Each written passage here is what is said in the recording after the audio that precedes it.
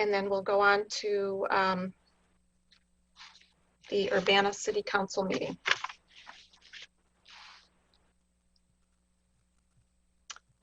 Is the clerk ready?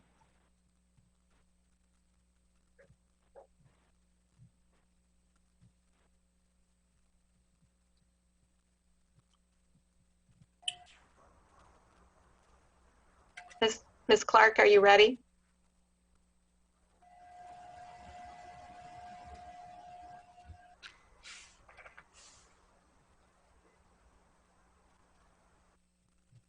I'm here if she isn't.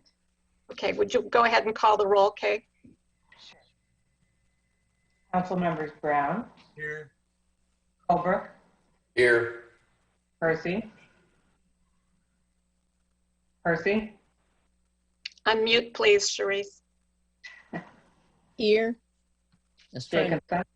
Here. Jacobson. Here. Miller. Here. Roberts. Here. Wu. Here. Mayor Marlin. Here. Next item is approval of minutes of the previous meeting from June 8th, 2020. Yeah, I'll make the motion. We approve those minutes. I'll Second the motion. for Jared King. Moved by Dennis, seconded by Eric. Any corrections? Yeah, I had one. Just under reports of standing committees, it says Committee of the Whole, Councilmember Bill Brown, but that was Jared that presented that. Page 4. Thank you. Any other corrections? All those, let's see, we'll need a roll call vote on this. Will the clerk please call the roll?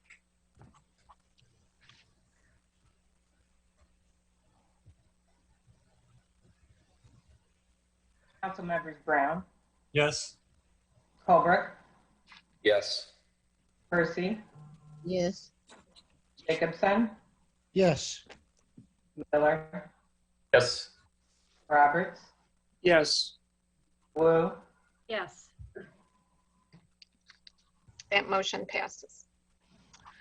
The next item on the agenda is additions to the agenda, and we have resolution number 2020-06-031R, which is the resolution of affirmation of the 10 shared principles. That actually should be under presentations, and so we're going to move to that now. So do we need a motion for that, Diane? Yes, please. Okay, I move that the addition to the agenda resolution number 2020-06-031R is moved to presentations. I'll second. Moved by Mary Alice, seconded by Dennis. Will the clerk please call the roll? Council members Brown. Yes. Holbrook. Yes. Percy. Yes. Jacobson. Yes. Miller. Yes. Roberts. Yes. Wu. Yes. That motion passes. Okay, under this presentation is the resolution, which is a resolution of affirmation of 10 shared principles. This is sponsored by the Illinois NAACP State Conference and the Illinois Association of Chiefs of Police. And the principles were established March 22nd, 2018. So with us tonight, we have Ms. Minnie Pearson from the NAACP, Mr. Ed Wojcicki from the State Chiefs Association, and is Mr. Robert Moore here? Yes, he is, I think. He is? Yes. I'm here. Great. Can you hear me? Yes, we can hear you. Thank you. Okay. First of all, I'm Minnie Pearson, NAACP president. Thank you, Mayor and the City Council, for listening to us tonight. And we're pleased that the City of Urbana has decided to support and affirm the 10 principles. But in listening to the public tonight, as we aspire as a community to do better, moving forward, we must make a strong turn to reform systemic racism. And I just want to quickly go through some things that I had sent you previously to familiarize yourself. First, let's identify problems that have caused us to be very concerned about our police. What caused the latest problem of civil unrest, property destruction, and further erosion of trust between the communities of color and the police is the continuous unjustified killing of unarmed Black men and women by white police officers. So I won't call all of the names of the people that this has happened to, although they deserve to be recognized. But at this time, due to time, we won't do that. And it says how to confront racism, law enforcement in our community. You do that by changing the culture. Clear, strong, clear policies and body cams. Profiling, no racial profiling. Database of abusive police officers. Reform daily force policies. Reform your deadly force policies, eliminating chokeholds, slamming, accountability, up the chain of authority. So there are a list of things that we will go through, but you are familiar with them because you have them. Review police training that pits officers against the community and vice versa.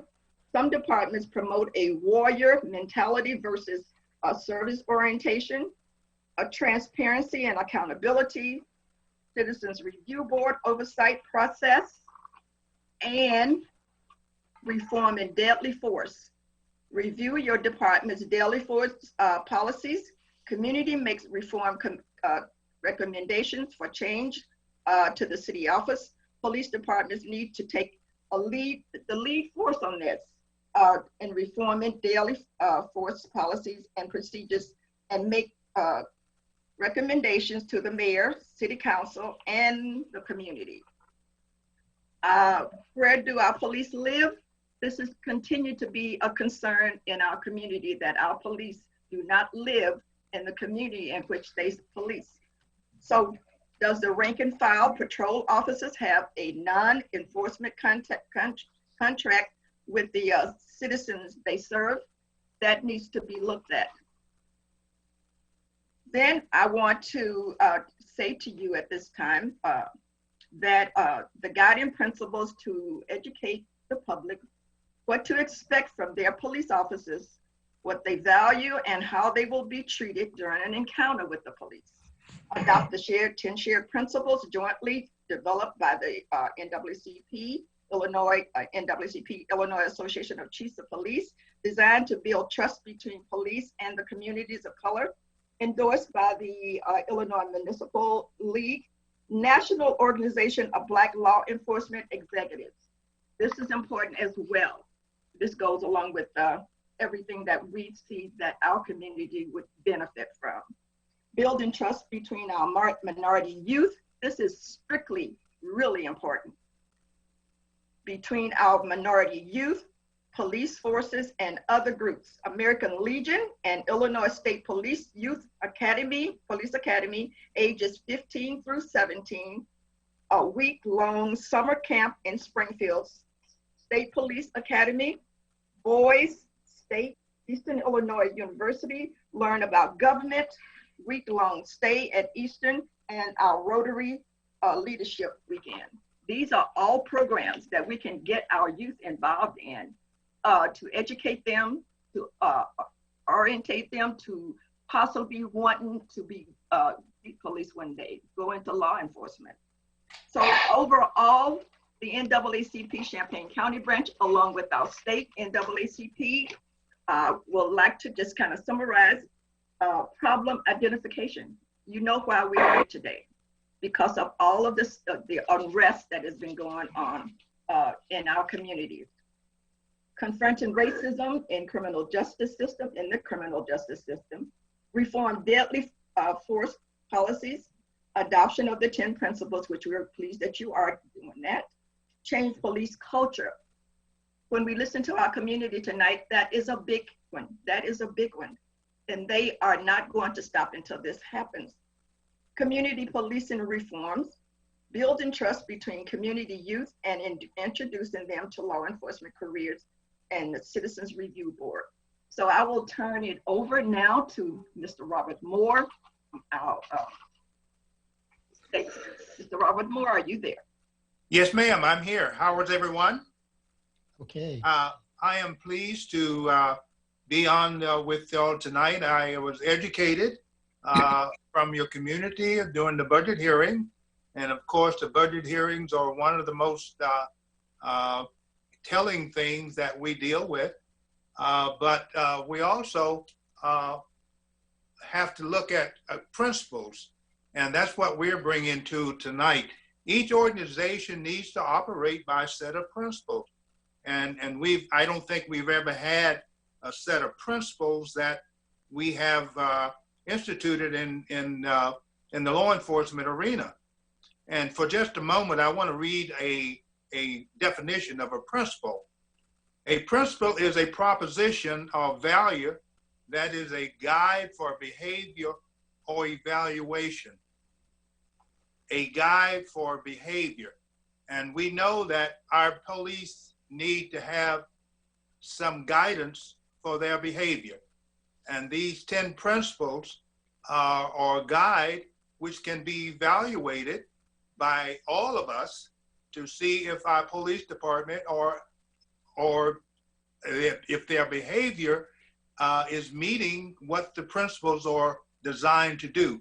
And then the principles are designed to build trust between communities of color and the police. So with your adoption of these principles, it is a great step in the right direction of which we believe that they can be not only put into line with the mission of the police department, as well as they will serve as a value statement.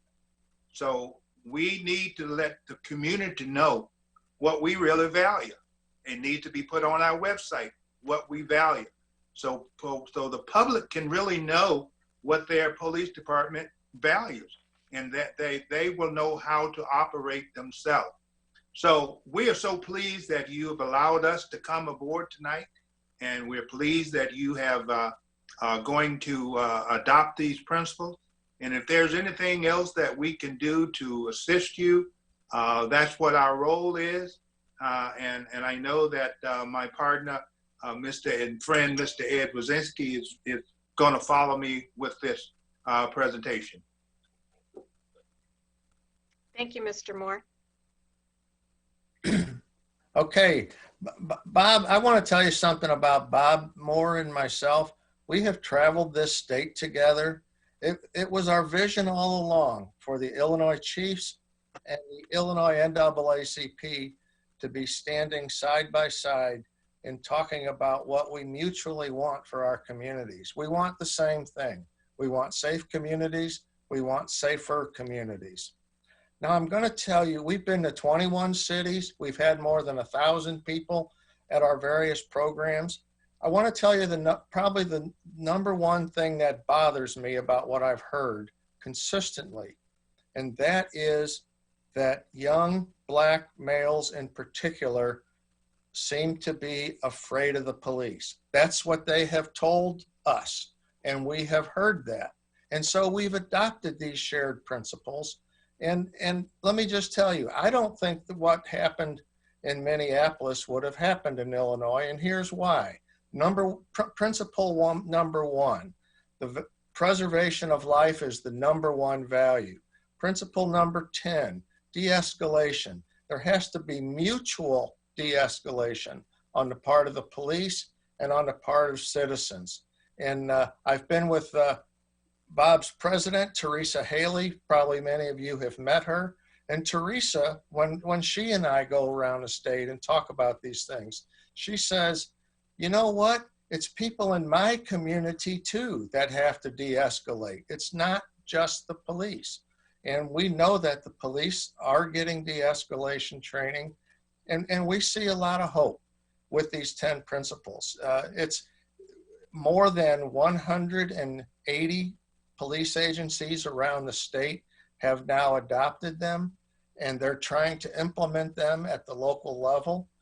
Your community is really showing leadership by adopting them at this level. at the level of the men and women who run the city. And I'll tell you why. Last week, the city of Edwardsville adopted the principles, and that's brand new. It's brand new in Illinois. And so by putting the whole community behind these things, we think it's showing terrific leadership.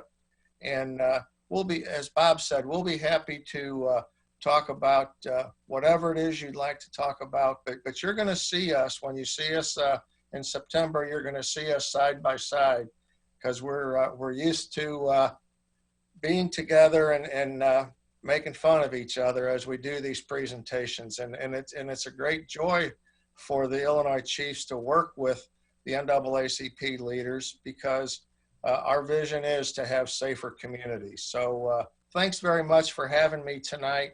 It's really an honor to be talking to all of you. Thank you. I wondered, Ms. Pearson, would you be willing to read the principles aloud so that everyone understands what they are? Do you have them? I don't have them right in front of me, but if someone could keep talking, I could get them. I got them. Oh, I got. oh, good. Yeah, let's go through them real quick. The first one Thank you. is that we value the life of every person and consider life to be the highest value. Number 2, all persons should be treated with dignity and respect. This is another foundational value. And I add a little caveat to that. I tell police officers, if they can't treat people with dignity and respect, they should get out of the police department. They really should. They shouldn't be there if they can't treat people with dignity and respect. Number 3, we reject discrimination towards any person that's on the basis of race, ethnicity, religion, color, nationality, eminent status, sexual orientation, gender, disability, and familial status. Number 4, we endorse the 6 pillars of the report of the President Obama's task force on the 21st century policing. The first pillar is to build and rebuild trust through procedural justice, which is transparency, accountability, and honest recognition of past and present obstacles. Number 5, we endorse the 4 pillars of procedural justice, which are fairness. We believe that everybody needs to be treated with fairness. We need the people that will let their voice be heard. Police cannot tell people to just shut up anymore. And the opportunity for citizens and police to believe they are heard, transparency, and impartiality. Number 6, we endorse the values inherent in community policing, which includes community partnership involving law enforcement, engagement of police officers with residents outside of any reaction specific to enforcement of laws, and problem solving that is collaborative and not one-sided. Number 7, we believe that developing strong ongoing relationships between law enforcement and communities of color at the leadership and the street level will be the key to diminishing and eliminating racial tension. As we travel the state, this is one of the most talked about principles that we've got, because people just really want to have a good, positive relationship with their police department. Number 8, we believe that law enforcement and community leaders have a mutual responsibility to encourage all citizens to gain a better understanding and knowledge of the law to assist them in their interaction with law enforcement. Number 9, we support diversity in police departments and in the law enforcement profession. Law enforcement and communities have a mutual responsibility and should work together to make a concerted effort to recruit a diverse police department. And number 10, we cannot stress number 10 too much. We believe that de-escalation training should be required to ensure that the safety of community members and officers. We endorse using de-escalation tactics to reduce the potential for confrontations that endanger law enforcement officers and community members, and in the principle that human life should be taken only at the last resort. We've covered all the things. We started covering these things 4 years ago. It's not just with the Floyd situation. So we are innovative, we are on the front line, and we are just pleased where the NAACP and the Illinois Chiefs are at this point. Thank you. And with that being said, during that training, we would really like honesty. We want everybody who is in attendance at that training to actually say what's in your heart, because we need, in our police department, we need honesty, we need a paradigm shift.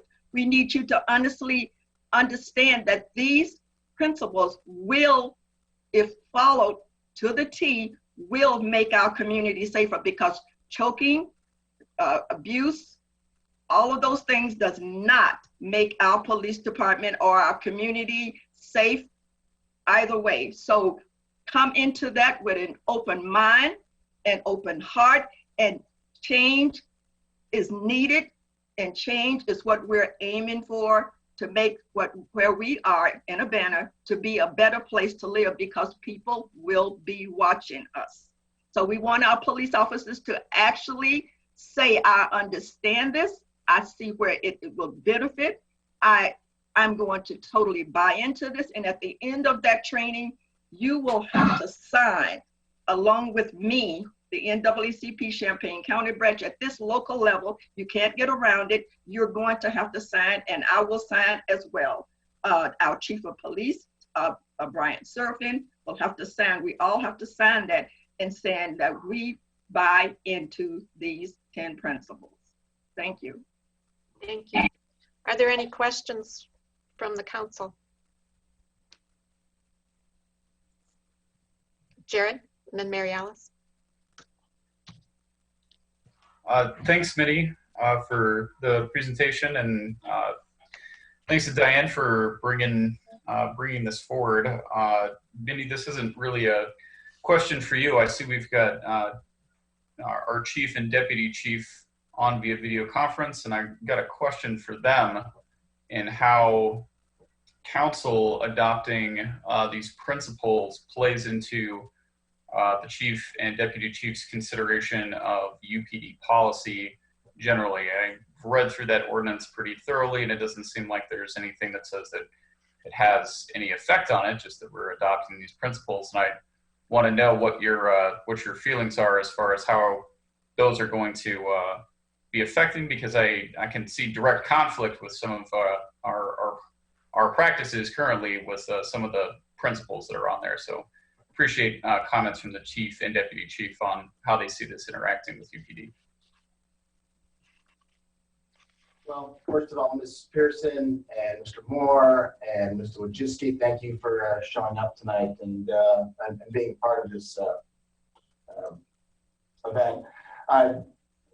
Jared, with regards to your question, I would argue that a lot of these we have in the policy. I think you just said that maybe they were in conflict. And I don't know that that necessarily is the case. But clearly, I think these are, as was said, these are principles that will guide us. And I guess I don't necessarily think that these are specifically opposed to what we're doing now. I'll save further comments. Thanks. Okay. Any other questions? Mary Alice. I was wondering, Mimi or Bob, if you could share with us, will you be presenting at this group? I think it's in September. September. Ideas, is it September? Different ideas that have worked in other communities. You mentioned a week-long training for some youth, but will you have kind of a whole list of things that other communities in Illinois are instituting right now? Well, go ahead, Mr. Moore. Go ahead, Manny. No, what I'm saying is I see that you don't understand the structure. So it's okay, because this is new to us.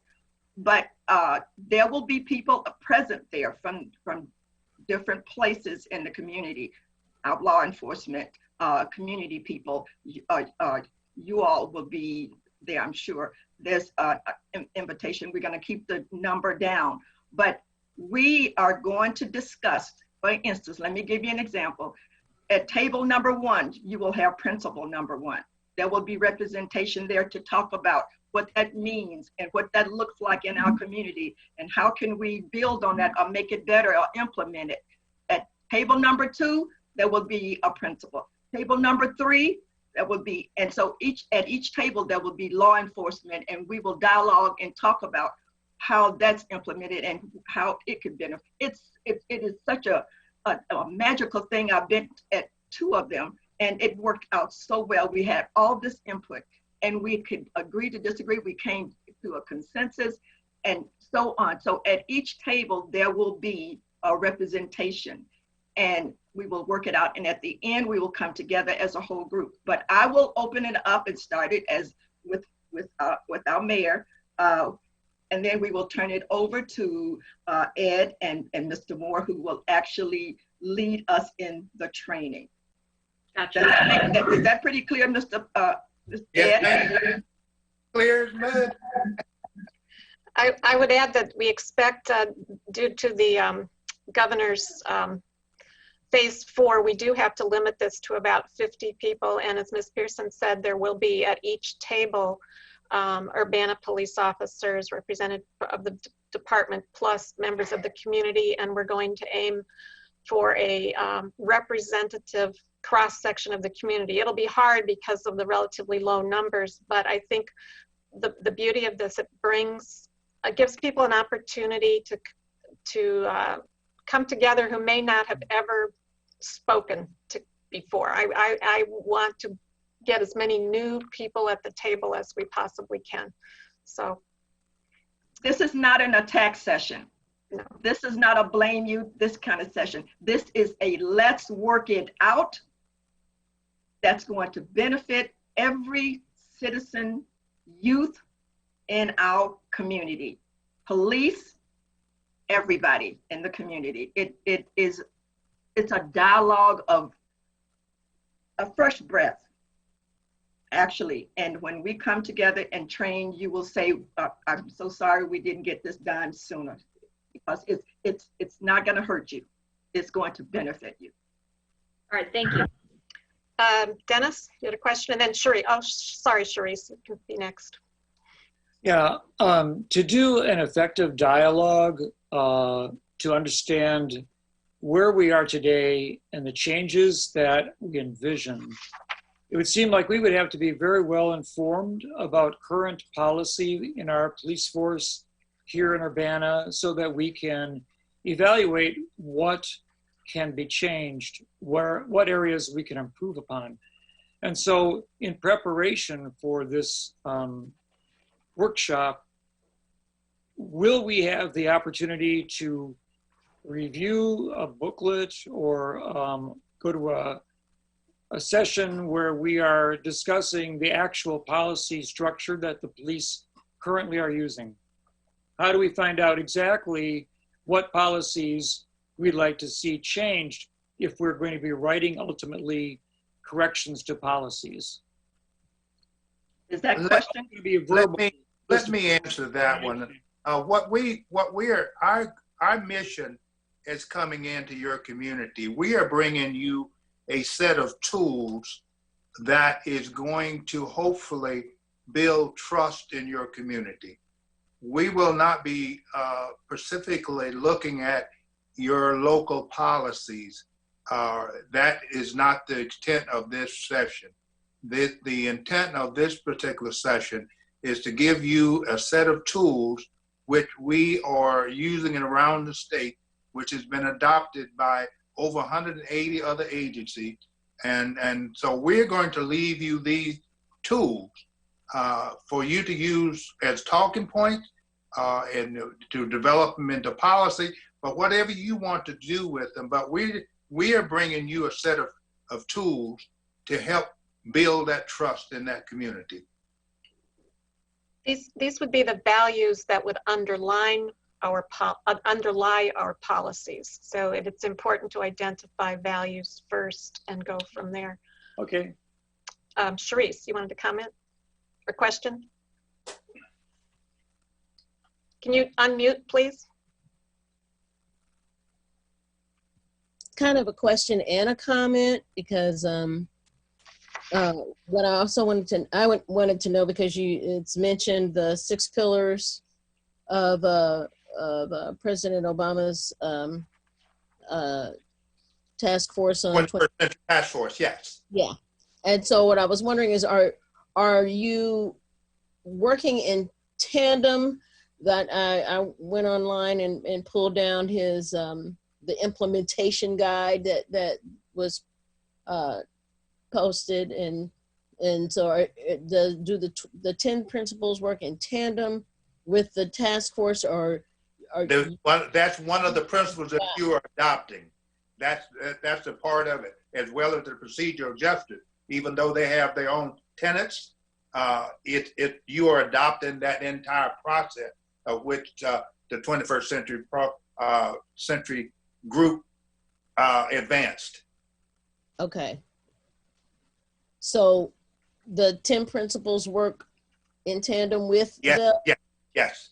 Okay. Yes, you're adopting the whole thing. You're adopting the whole process there. Okay. Okay, any other questions? Hey, Serafin, I see you are looking at papers. You have any questions? I don't have any questions about this. And as you know, Minnie, when we went back and when this was developed back in 16 and 17 at one of the, I guess they call them the World Cafes, there were regional sites. And I was at the Champaign site when we had some of these conversations. And I sort of envisioned this, I think, Ed, that's where I met you. I envisioned this as being very, very similar to some of those conversations that were had that day. So no, I do not have any questions. Thank you. Thank you. Jared. Minnie, I'm curious to hear your thoughts on how you see these principles and how they play with calls we're hearing today to defund our police department or reallocate our police resources into other community resources. I don't see anything in these principles, and I know they were written before a lot of this movement and before those things, but you guys, I'm assuming, or can have some consideration on that. So I'd like to hear your thoughts. We basically today, yes, we do have thoughts on that, but we don't want to take over the job that you all should be doing. We have, my personal is that I understand why people are asking for certain things, because right now, as I see it, the police are overtaxed with responsibilities. They are not meant to be mental health people. They are not meant to, to deal with certain segments of the community which are nonviolent issues. For instance, homeless. Some things are with trauma. Other things like that. So to take some funds, not totally from the police department, take some funds which would relieve the police of a lot of duties that they're taking care of right now, and put that money where there are agencies that are professionals in dealing with those issues, would alleviate some of the responsibilities and allow the police to take care of police business as opposed to other business. So I can see, doing things like that. In certain places, they are saying, because our police department is so messed up, I'm not saying Urbana or Champaign, but because it's so messed up and so unionized, the whole thing, we need to scrap it and start all over again. There are certain places that will do that. I don't think we have that problem here in our community. At least I hope not. So reform means looking at what's not working, looking at what we can do better, and admitting that, we've been practicing this. This is an old, good old boy system, and we really need to do better by that. Let's get rid of that systemic racism, that how the police Black communities, as opposed to someone that looks like them in their communities. So all of those things will go in when you are talking about the 10 principles, but there are places that are worse off, I believe, than we are or ever will be, I'm thinking. Does that answer your question? Sort of. Okay. Thanks, Minnie. I appreciate the response. Ed, if I could, the same question would go to, oh, I'm sorry. I'd like to piggyback a little bit on that. I think that every administration need to start with looking at the mission of its police department. And I think every administration needs to have a honest evaluation of its mission and see if what it's doing, if it's meeting its mission.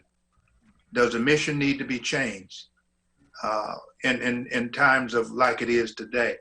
But if we start with the mission, a mission statement, and then we develop everything that goes on from that mission, and then we look at the value statements. What do we value? What do we value at this time in our lives? Do I value what the police do now? You really need to answer that question. Do you really value what you see our police departments are doing right now? And if you do, you don't need any changes. But if you answer that question, are they meeting their mission? Or what is it I value? And what is the community value? If you answer those questions, I think you can answer a lot of those budget questions those people were asking. Thank you. If I could, Ed, I would just direct the same question to you and the chiefs of police. I'm sure you guys have had thoughts on these issues, and I'd like to hear how you see them playing in our adoption of these principles. The defund the police question? Sure. Reallocation of resources, you know, the principle of unloading the burdens that have been put on police officers onto other departments. You know, it ultimately becomes a very complicated question, because certainly we would say there needs to be more resources in mental health treatment in every community. There needs to be more resources in every community when it comes to opiate addictions and other kinds of addictions. People need help. I mean, people are in trouble and they need help. Domestic violence is one of the big reasons that the police get called. People call the police because they need some help right now. I mean, they're in a crisis. So we've already begun to have conversations at the state level with the Black Caucus, which is kind of leading the charge to make some changes at the state level. And some of them have already said, you know, we don't really see the answer as defunding the police or taking resources away from the police, as much as it is looking at holistically, how are we going to fund everything that it is that we want to do?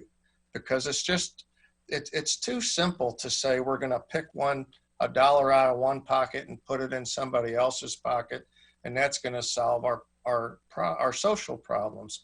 We're very sympathetic to the social problems.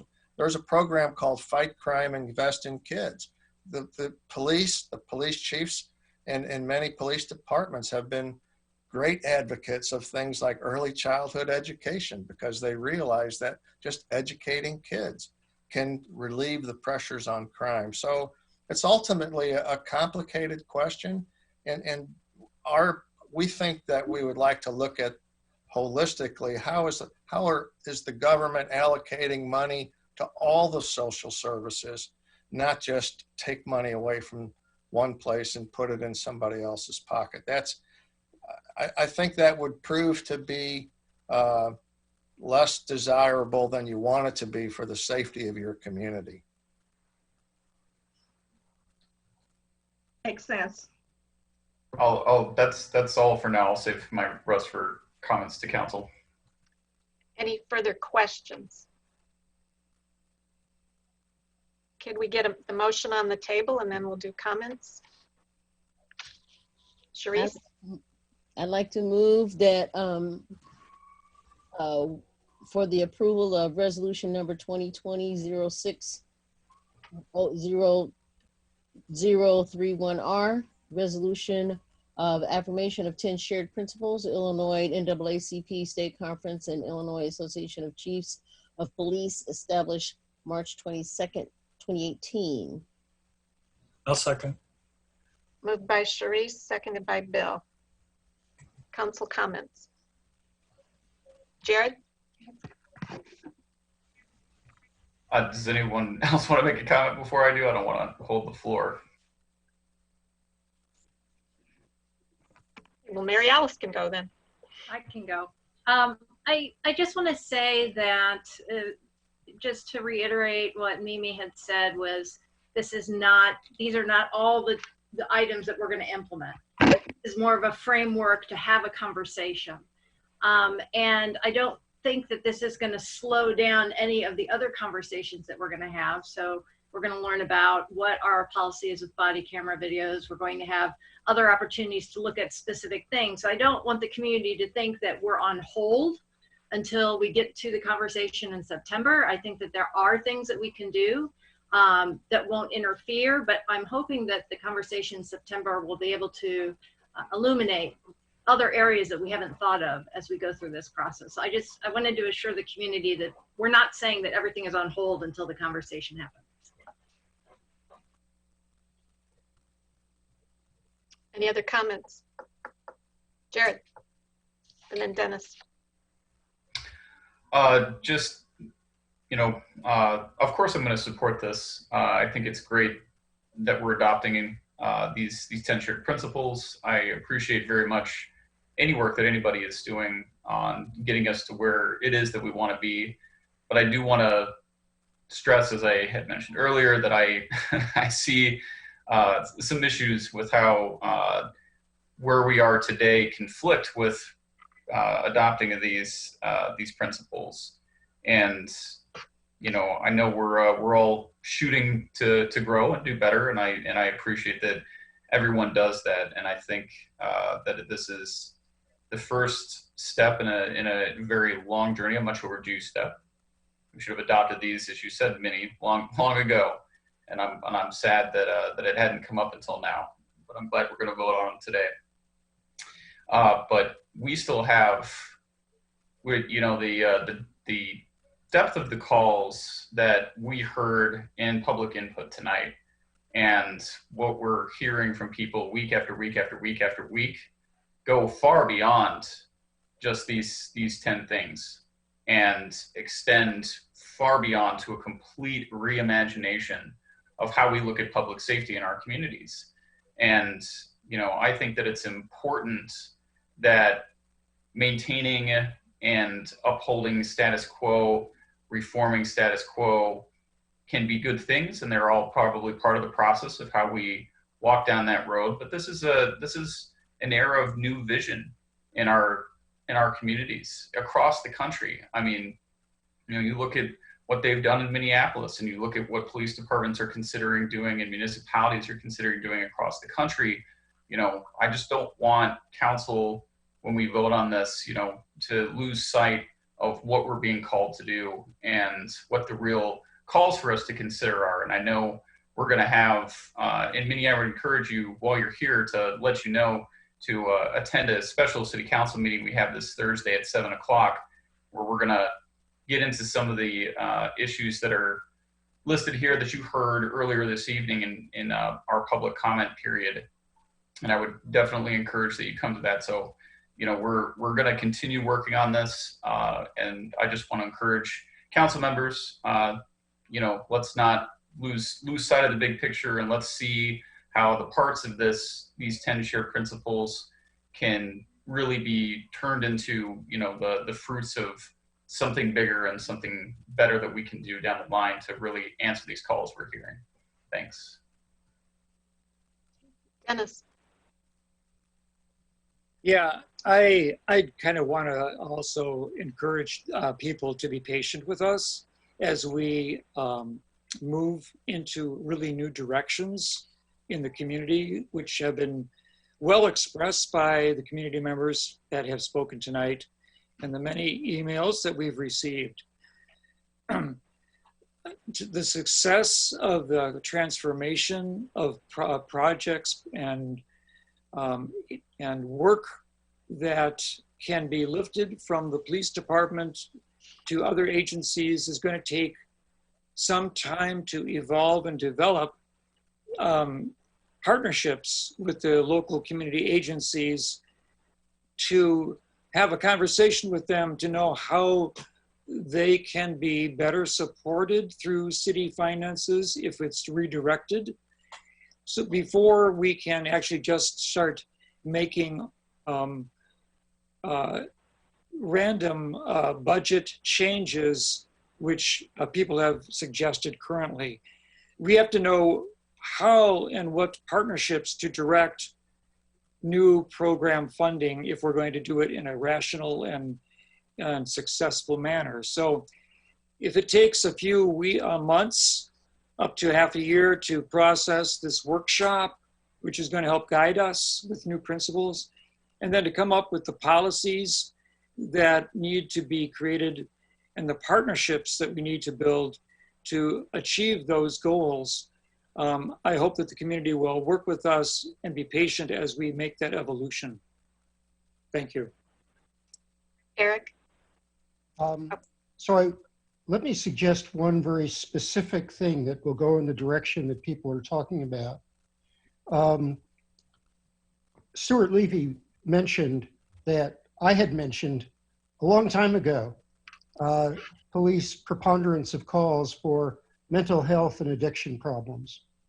And one of the ideas that was kicking around then was that we really need a facility, a dedicated facility where police who encounter somebody who needs to be referred for mental health or addiction could take a person there as opposed to taking them to the jail. And in the conversation then, that was supposed to be tied up with jail remodeling, jail reconstruction, and so forth. Well, in the intervening time, I, and maybe other people too, have lost hope that anything's going to happen at the county level with the jail anytime in the near future. So I think really I would, I'm bailing out, I'm sorry, but I will, comment from time to time as a citizen.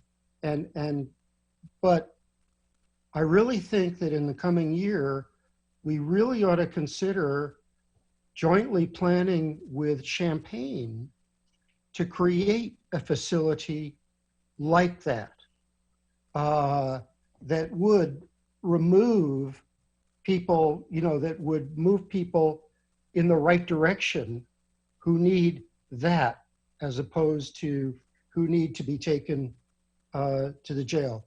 And that maybe could be an addendum or to capital improvement plan, or maybe there are outside funds that could come for that. But I think that could be a very high priority and very useful in moving in the direction that people are saying we ought to go. Well, Eric, what you're talking about is really restructuring and reimagining our emergency response system. And I actually will follow up on your comment during reports of officers and have something very specific to share with you. Okay. So stay tuned. Okay. Anyone else want to make a comment? Can I please make a comment real quick? Sure. I have talked with the county sheriff, and I invited him to also buy in and support the 10 principles. Although they're different, they don't have, what the city, but he agreed with me that he would be willing to also come and participate in the training because you basically want consistency across the board. I mean, I know that the policing is different and it looks different, but at some point in time, your paths are going to cross. And so just being familiar with what's being done in Urbana or what is done in Champaign will help, I'm sure, to help the county to do a better job also. So he has agreed, yes. Sharice? Ms. Pearson, Yes. another question that I have is, when like Urbana Police Department will be training during the 10 principles, as the years go by, will there be like retraining, and how would that happen? Not just with Urbana, like you said, the Champaign County Sheriff's Department, at least the chief or someone is willing to also participate in that. So is there some kind of like choo-choo train training where one trains another and trains another and trains another so that it stays current within the department? What I hear you saying, I think, is that will there be follow-ups to see what is working and what we can do better? I'm going to let Mr. Moore do that, because I've been to places where they look at the 10 principles and they say, now, what do you see working? What is not working as well? How would we want to, kind of work with that? So, Mr. Moore, would you do that, please?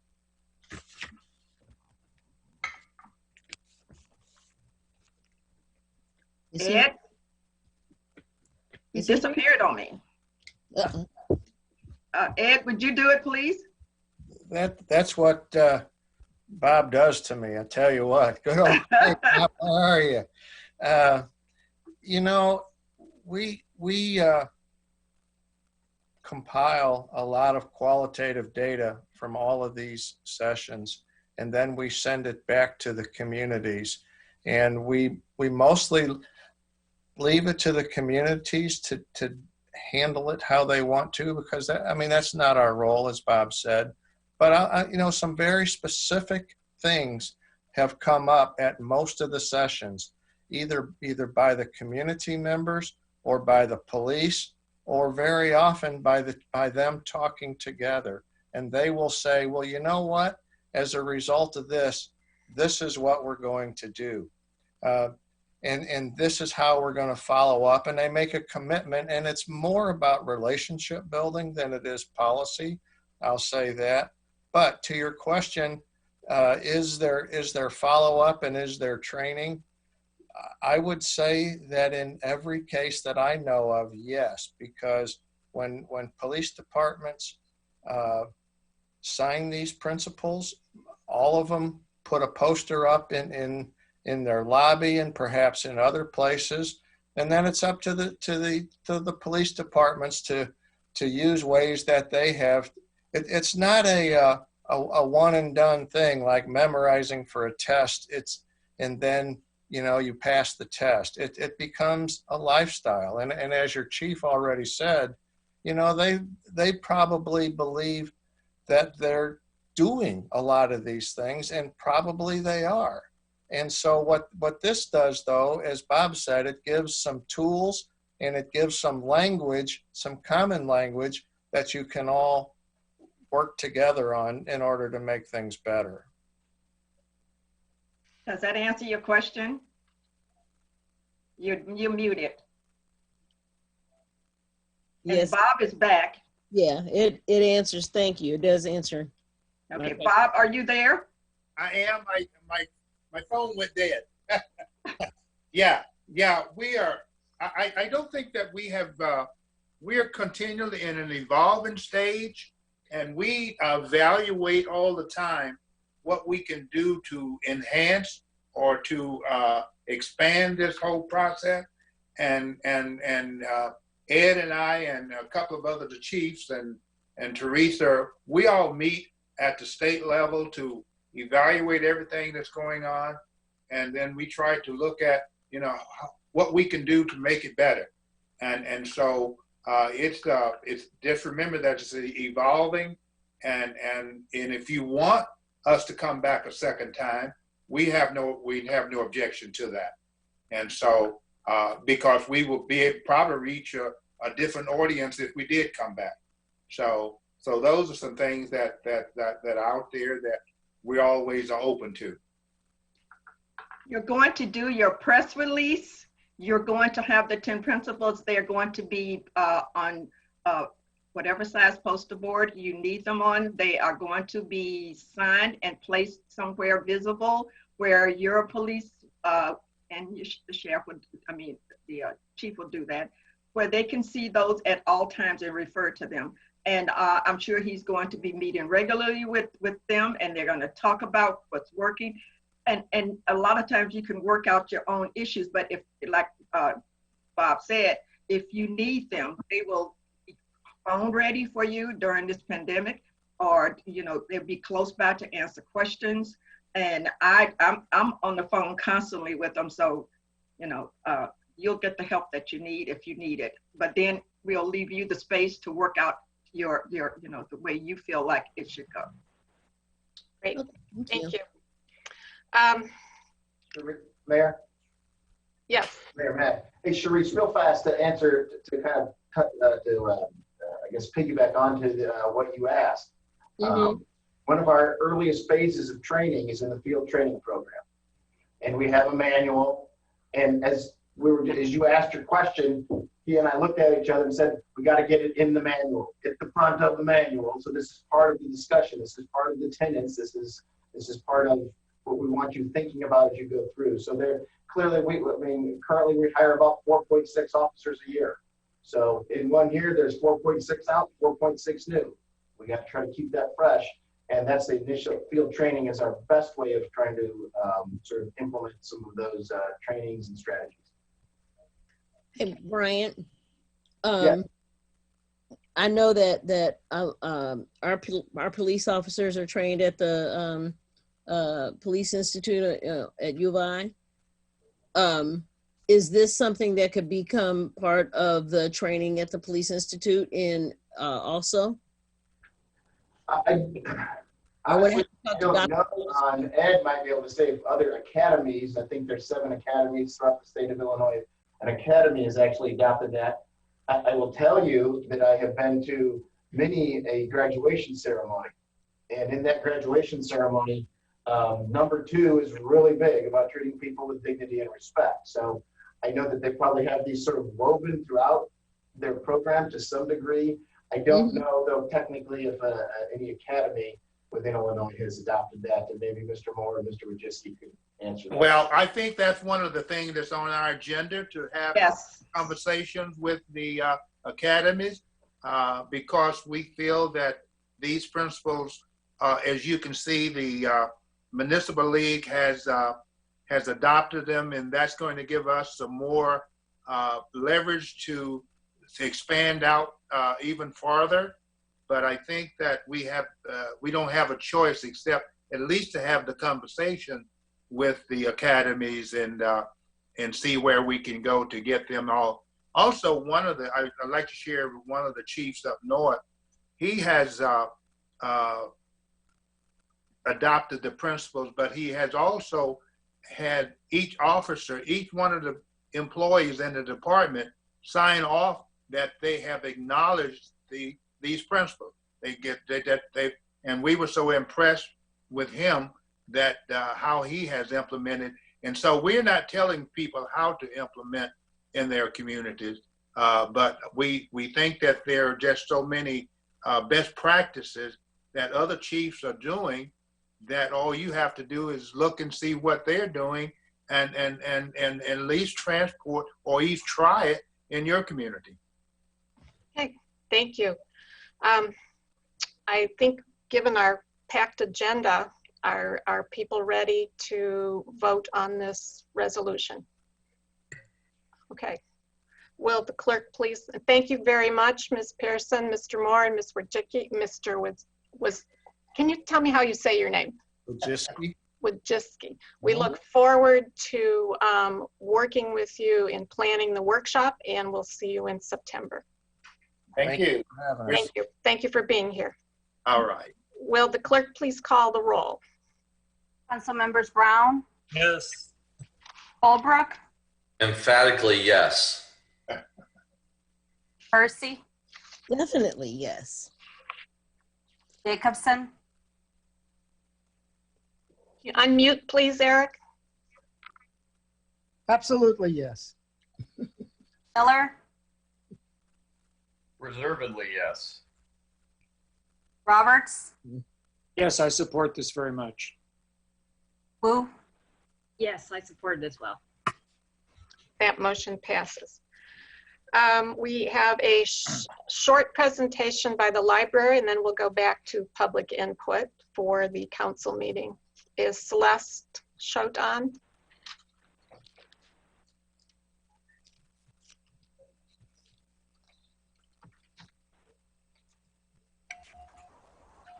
Do we have Celeste? I'm looking for her now.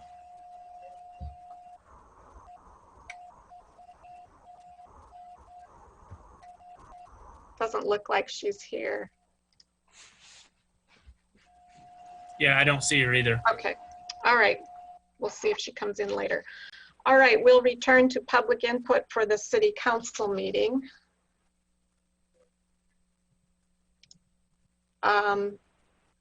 Austin Hoffman. Hi there. Can you hear me? Yes, we can hear you. Thank you.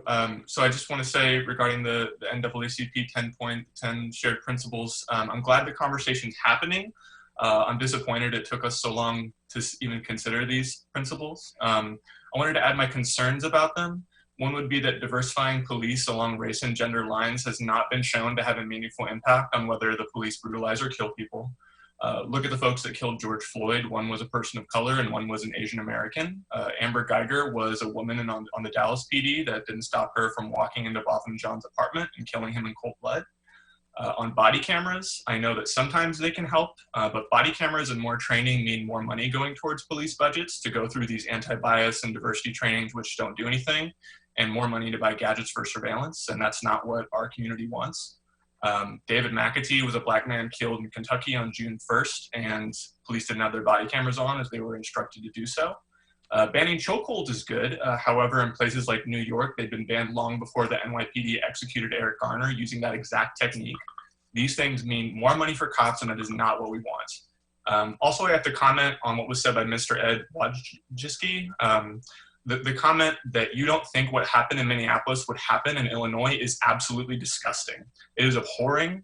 Laquan McDonald was 17 years old when Jason Van Dyke shot him 16 times in Chicago. 16 times. Here in our own community, police killed 15-year-old Kewan Carrington for trying to get in his own family member's house. In 2016, Champaign police killed an unhoused man, Richie Turner, for nothing. Your comments are an insult to their memories and lives, and you might as well spit on their graves, and you should be absolutely ashamed for saying what you did. What happened in Minneapolis does and continues to happen in Illinois because of people like you. I also want to add to Ms. Pearson's framing of the problem and that it is not just black men and women, but also black transgender men and women and non-binary people that are disproportionately subject to police violence and murder. Finally, the idea that communities being terrorized by police should be responsible for de-escalation is mildly putting it very problematic. Breonna Taylor was killed in a home invasion by police. Tamir Rice was killed for playing with a toy gun. John Crawford was killed for handling a toy gun in a Walmart. Eric Garner killed for selling loose cigarettes. Botham Jean killed for existing in his apartment. Atiana Jefferson killed for playing video games with her nephew. Sandra Bland killed for driving. None of their lives, not a single one of their lives, could have saved by being more well-versed in the law. Not a single one.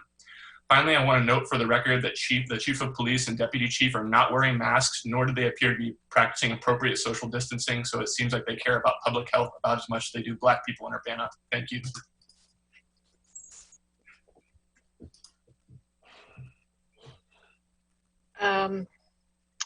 Tariq Khan.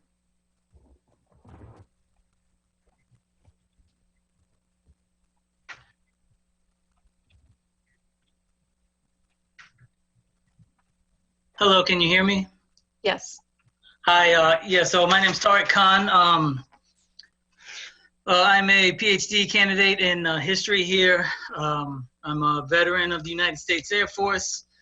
When I moved here, I moved here from Virginia, which, in terms of white supremacy, I worked at a high school named for a Confederate general. And it had a high school for majority black and brown students that had a shrine to a Confederate general in the school. So Oh, and I'm talking about white supremacy. I'm certainly not sort of singling out Champaign-Urbana as something that's sort of more racist than anywhere else in the United States. The entire United States is built on a foundation of white supremacy. Although when I moved here, I was somewhat surprised at how open the white supremacy is. I mean, I had neighbors call the police on a black man who came to my house. The neighbors immediately assumed he was committing a crime and called the police. And the police showed up at my house saying, "We got a call there was a black man here." Not that there's a black man committing a crime here, just there's a black man here. I said, yeah, he's allowed to be here. And so I was pretty shocked at like the even as racist as where I came from was, I was shocked that it was so open. I never had neighbors calling police just for like, hey, there's a black person. It was the way that I saw people doing here. But the discussion about police violence, how we deal with it, as a student of history, I feel like that some historical understanding needs to be brought to bear to how we deal with this problem of white supremacist police violence. And we need to look at the foundations of the modern police as we know them, how it developed. And the modern police as we know them today developed from three intertwined formations, one being the armed settler militias that mobilized to expel, eliminate, or contain indigenous nations, the armed slave patrols that mobilized to control the movement of black people, to terrorize assertive enslaved black people into submission, and to capture enslaved black people who escaped enslavement. And then third, the armed units that the wealthiest people in the cities sort of mobilized as class control to protect their property, to keep these migrants, migrant proletarians from organizing labor unions, to smash labor unions, put down strikes, and to uphold the class structure. And so we can't really brush this history off when we're talking about who are the police and what is their function. Police can say, oh, our mission is this, but let's look at what they actually do and how they actually develop. Let's not look at what they say. And the facts tell us that the police still rest on the same foundation in the present day that they came from. They kill indigenous Americans at the higher rate than any other group. They kill black people at the second highest rate. The settler colonial white supremacist foundations of policing are reflected in the prison system and statistics relating to income, jobs, housing, access to resources. And thank you, Mr. Khan. Thank you. Your time is up, and I want to give everyone a chance to talk. Thank you. Ana Maria Esposito.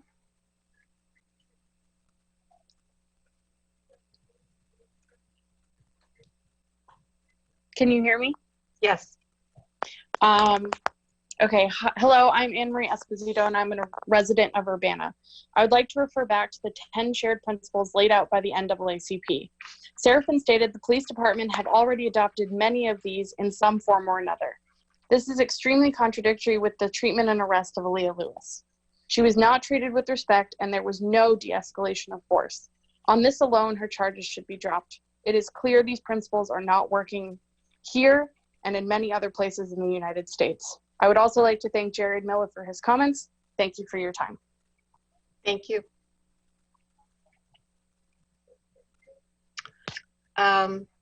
Christopher.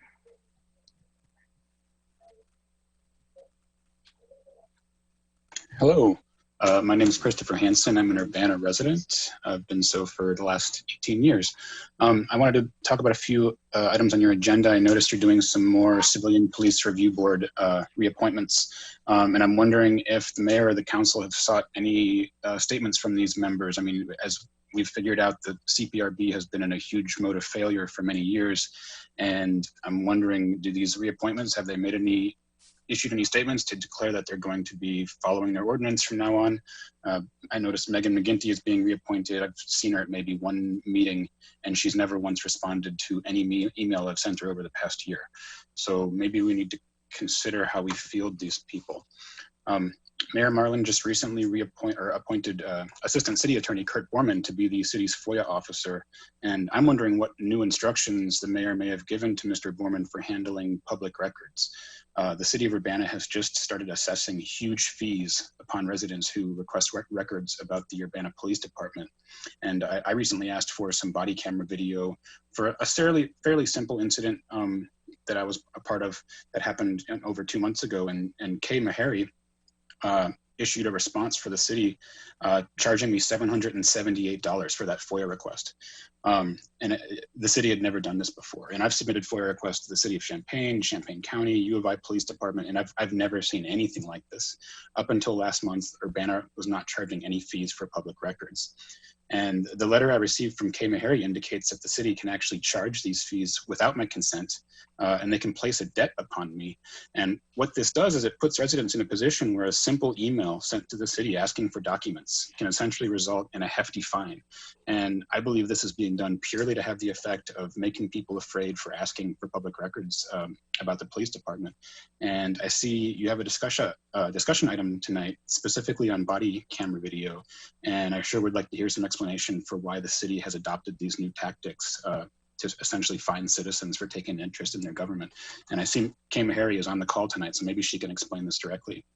I heard Dennis Roberts talking about reviewing the Urbana Police Department policies, and I kind of had to laugh because, well, we don't have access to the full UPD policies. They're redacted. Many of the portions we can't read, and I'm pretty sure the CPRB members and the city council members also don't have access to those policies. So I'm wondering why is it that the public isn't allowed to see the Urbana Police Department policies? That just seems crazy. And I tried to ask for this in a FOIA request as well, and they tried to charge me, $28 for the UPD policies, and they said they would still be redacted. So, I mean, we've got hundreds of people speaking at meetings, thousands of people marching in the streets, but from my perspective, looking at things that are taking place within the city, like access to public records, we're actually going in the wrong direction. And it seems to me that city staff are now working harder than ever to shut residents out. And I want to know where these people are getting their direction from. More press releases and posters and declarations with flowery language like these shared principles, that isn't real change because the city doesn't actually follow any of these mission statements that they adopt. They just become talking points and claims for things that aren't actually happening. And these shared principles sound great, but we don't need more of these declarations. What we need is actually contend with tangible problems, and we need our city council to make real statements about real policy, real ordinance changes that we can actually do right now. And we're all waiting on you. We're waiting for that leadership. Thank you. Tracy Chong. Hi, can you hear me? Yes. Hi, I'm Tracy Chong, resident of Urbana. Civilian access to body camera footage, which will be discussed tonight, is a key component of police oversight and police accountability. As residents have made increasing requests for records related to police misconduct, which include body camera footage, Urbana has started charging fees for these footage and documents requested. The city has requested $100 for a single body camera footage and $20 for each PDF document. So footage for an incident could easily rack up to hundreds of dollars, making it impossible for civilian oversight of police body camera footage. My latest FOIA request for body camera video related to the Aaliyah Lewis and Cameron Busby arrest was denied by FOIA officer Kurt Borman. His excuse? The Urbana Police Department has not flagged the body camera recording that I requested, so it would not be released. This also means that this body camera recording is scheduled for deletion in a few weeks. How is this possible? According to ordinance, once a formal or informal complaint is made, all body camera footage related to that incident has to be flagged. There have been months of residents complaining about the Aaliyah Lewis incident. How is there footage related to this incident that has not yet been flagged? I urge you to look and discuss this latest monetary hurdle to FOIA requests. Who are the FOIA officers and administrative assistants receiving their direction from? Who has authorized this drastic move by the city to withhold public records? Is the directive coming from City Administrator Carol Mitten or Mayor Marlin?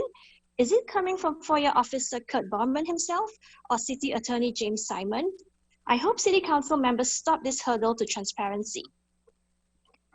I would also like to follow up with a point that Minnie Pearson made about police officers living in the area they are policing. It should be noted that none of the officers involved in the Lewis incident live in Urbana. James Corey Coker and Oliver Marquez live in Champaign. Michael Cervantes and Eric Ruff live in Mohammed. Ryan Wilfong in Ogden. Raymond Rich in Decatur. Ryan Ingram in Homer. Joshua Jeffers in Fisher. James Kerner in St. Joseph. St. Joe, Mohammed, Fisher, Homer are comprised of more than 98% white residents, compared to Urbana, which is comprised of 67% white residents. Jason Norton, who investigated the incident and gave the April 27 presentation, lives in Philo, Illinois, 99.1% white residents. Richard Sills, UPD's representative to the CPRB, lives in Tolono, 98% white. Even Police Chief Brian Seraphin lives in Savoy. Having a residency requirement for Urbana police officers could be a step in increasing police accountability. There is value in having a police force that lives in a community that represents the diversity of the community it serves. Thank you.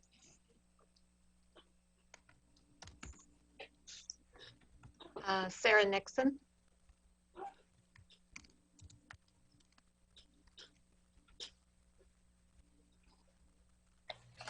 My name is Sarah Nixon, and I'm a resident of Urbana. I'm giving public input tonight about the reappointment of police chief that I had tried to give at last Monday's meeting. On the morning of June 8th, City Council received scores of emails opposing Chief Seraphin's reappointment, including one from me, in light of Aaliyah Lewis's ordeal at the hands of his officers. During that evening's City Council meeting, I changed my mind. Based on additional information, most crucially, a strong statement made by Mayor Marlin. Now, I may be naive by the standards of those who called for the chief's resignation. Certainly, I have been tragically naive in the past, trusting that the Urbana police would actually protect my child and myself from very real and terrorizing domestic abuse. I know firsthand the depths of bias, error, and wrongdoing that the UPD is capable of. Bias that includes sexism and, for many, racism, and other isms that taint their work and literally endanger the public. In our case, the UPD were unwilling, or at best incapable, of understanding and identifying very real domestic violence and child abuse.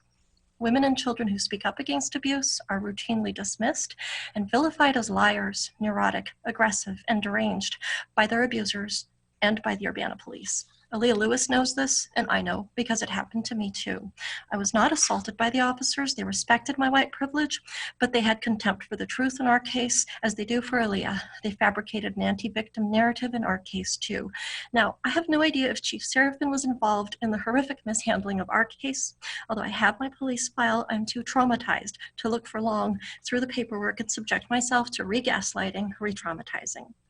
Aaliyah's case has also re-traumatized me as an Urbana resident and galvanized me to find my voice and come forward and speak to you, city leadership, and be heard, at least here in these small moments of public input, in spite of deep trauma and in spite of my very realistic fear from experience of retaliation.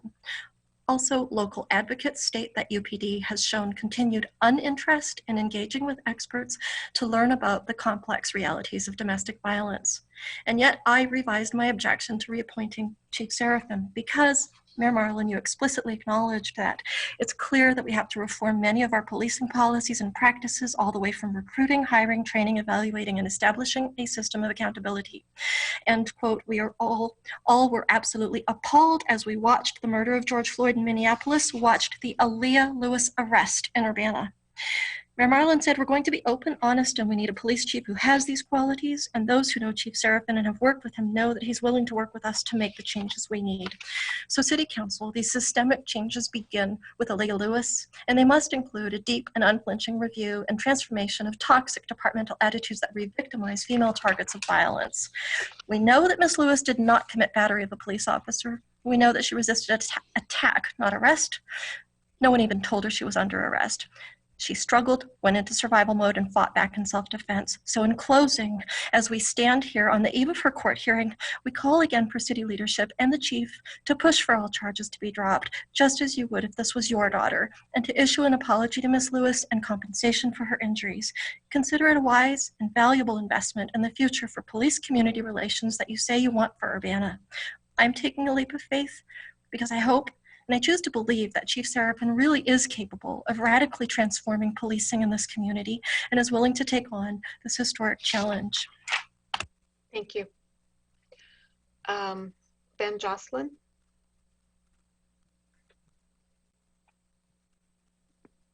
Hello, can you hear me? Yes. Hi there, everyone. I want to talk briefly on a couple of counts. First, I appreciate the NAACP for being here and their historical leadership.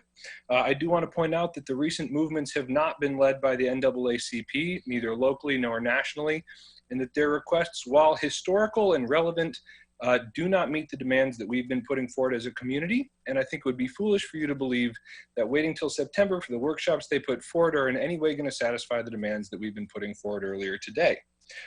If any one of the police officers in our current force is unwilling or was unwilling before tonight to sign any of those principles, we have bigger problems than I thought, and I am not a fan of our police department. Reform has been tried. There are lots of things that have shown time and time again that reform does not work. Anti-bias trainings have been put forward. You see that police officers do a better job of responding on questionnaires, but it does not have meaningful impact on the way that they treat members of the community. I am not about reforming the police. I'm not about trying to give them more bias trainings. Those things have been shown to not work. They were shown in '92 after the race riots. They were shown after Ferguson. We have tried reform. We put more money into body cameras. We put more money into accessibility and accountability. And we continue to see people dying on the streets, not only nationally, but locally. And that is not okay.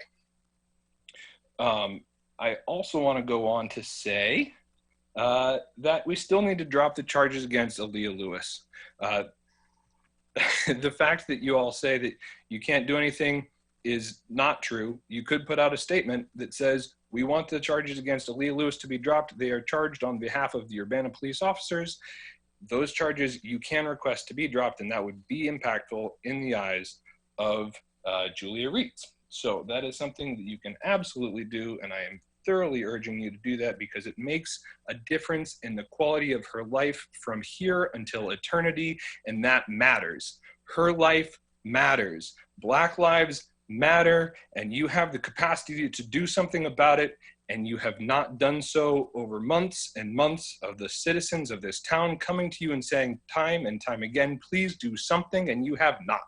And so I'm asking you once again to stop saying we can't do anything and at least commit to saying we have asked, we have tried, we have done the things within our power, which you have failed to do thus far. Thank you very much. Have a nice night.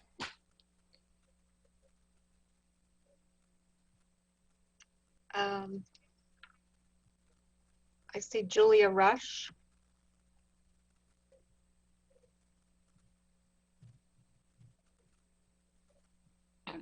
Hello, can you hear me? Yes.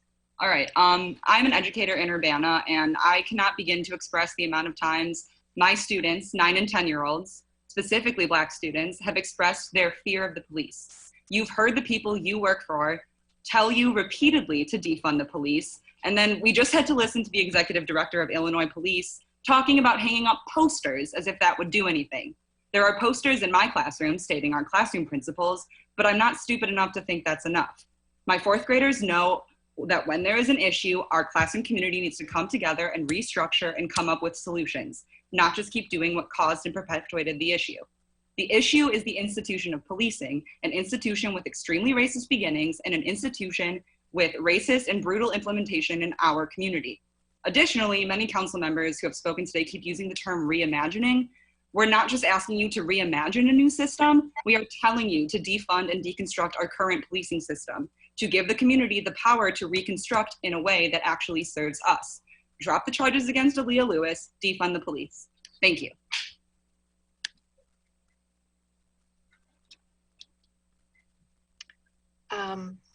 Allison?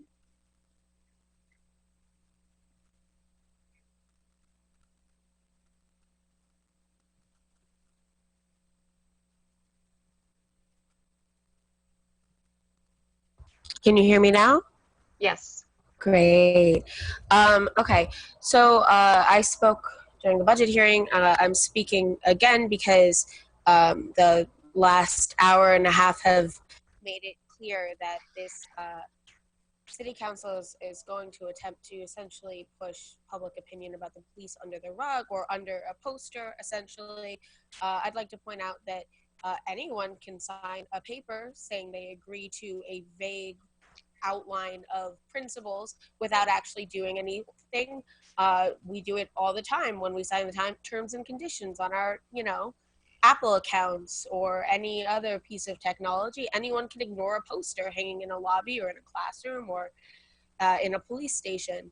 And to even raise these ideas as somehow able to reform or fix a historically deeply flawed system that has demonstrably hurt citizens of this city and this county, and to say that that signing a piece of paper, that hanging a piece of paper on the wall is going to even begin to address those things is it's offensive and disrespectful to the people of this city, and especially to the Black and brown communities who are most hurt by police, to the working class communities that are most hurt by police, to folks who have been victims of domestic violence and other crimes who have been ignored or not well enough helped by police that are ill-equipped to deal with those circumstances. And we have seen nationally, historically, that reform doesn't work. I just got home from Minneapolis, in a massively progressive city that attempted to lead police reforms. Clearly, reform did not work there. We've seen that for the past, several weeks of national uprising. I'm from New York City that attempted to ban chokeholds well before Eric Garner's execution via chokehold on the streets of New York. Clearly that reform did not work there. And so to suggest reforms, and especially to suggest non-action items, just basic outlines of principle, is not even a Band-Aid on a massive gaping wound. It's like maybe splashing a little bit of water on it and saying that it's clean and it's fine and it's going to go away. I want to ask, you reference Obama's task force, his pillars of 21st century policing, which were, as far as I know, published in 2015. I want to ask how well those have helped in any city of our country in the last 5 years, and what the evidence of the last several months has shown us about those pillars. I want to ask if these places that are being vaguely referenced where reform has been great and reform has happened and there's been de-escalation training, I want to ask how many of those police departments have recently gassed their own citizens or shot them with quote unquote less lethal rounds, which we've seen able to kill, we've seen able to destroy people's eyes and the bones in their hands. I want to ask, where any of the evidence is coming from that makes you think that this is the time for posters and signing declarations. Thank you.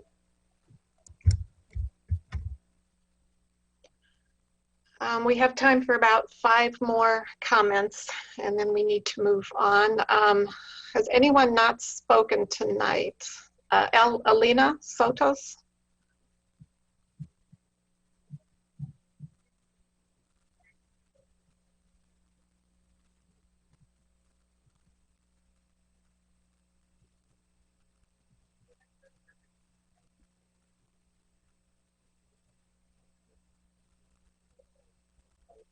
You need to unmute, Elena.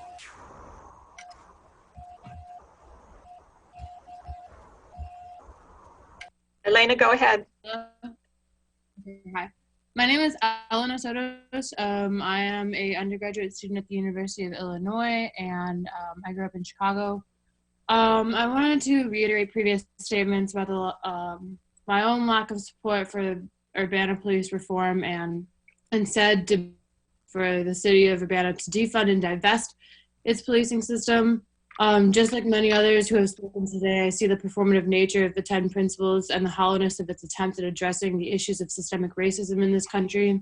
They're abstract and fail to pinpoint the very concrete acts of racism, white supremacy, and terrorism that our policing systems exhibit. Furthermore, Ed contradicts himself when he says that instead of defunding the police, we need to fund other systems of community service as well, when the very act of increasing the policing budget is taking away from funding other systems of community support. And yeah, that's about it. Thank you. Thank you.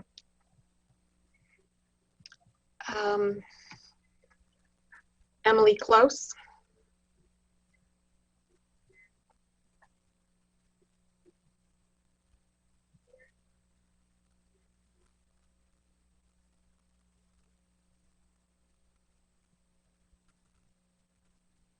Hi, can you hear me? Yes.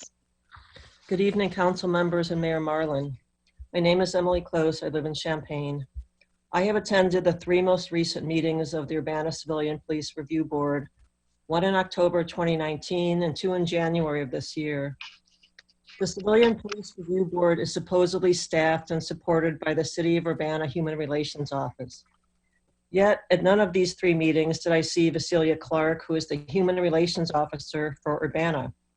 Perhaps it's because Ms. Clark works only 19 hours per week. That's 19 hours a week for a job that is absolutely critical to the oversight and functioning of the CPRB, which, as we now know, has had no oversight whatsoever for the last 5 years and can best be described as having gone off the rails. Mayor Marlin, it's indefensible that you and the City Council reappointed Ms. Clark on June 10th with no real discussion about what's best for the community when it comes to a human relations officer. Surely the human relations officer is more than just another run-of-the-mill mayoral annual staff appointment. Yet there is no discussion that Ms. Clark has been improperly rejecting complaints because they haven't been notarized. No mention that Ms. Clark doesn't attend CPRB meetings, especially no mention that Ms. Clark retired from full-time employment with the City of Urbana and then returned part-time as a human relations officer on January 2nd, 2017. Perhaps the public is also unaware that within the last few months, 4 of the major players who were supposed to support the CPRB, Human Resources Director Todd Rent, Community Relations Specialist Preston James, a retired Urbana police officer, his wife Monique James, also an employee of the Urbana Police Department, and Civilian Police Review Board Chair Grace Mitchell, jumped or were pushed from the sinking ship that is the Civilian Police Review Board. Mayor Marlin and council members, this seems like an opportune time to reimagine the board and its city support staff and give hard thought to how this board can best serve the public. In closing, I suggest that all of you read Urbana City Code section 19-20 and ponder how you have failed the citizens of Urbana when it comes to providing civilian oversight of the Urbana Police Department through the CPRB. A News Gazette article in Saturday's paper said that the review board will meet this Wednesday to, quote, consider changes to make it more responsive, end of quote. One way to make it more responsive would be to engage a human relations officer who actually shows up literally and figuratively and does this critically important job with integrity, competence, and diligence. Thank you for your time. Thank you.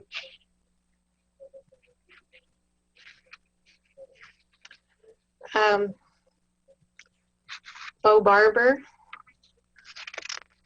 Bo Barber was already called. Megan hasn't been called. Elizabeth Simpson hasn't been called. Oh, Elizabeth Simpson, yes. I think Megan has been. Megan forwent her input to make input in this meeting, and you told her she could. Oh, I'm sorry. All right, we'll go with Megan first, and then Elizabeth Simpson, and then that will have to be the end of public input so we can move on to the discussion of the budget and the other items. I think that's what people also are wanting to hear.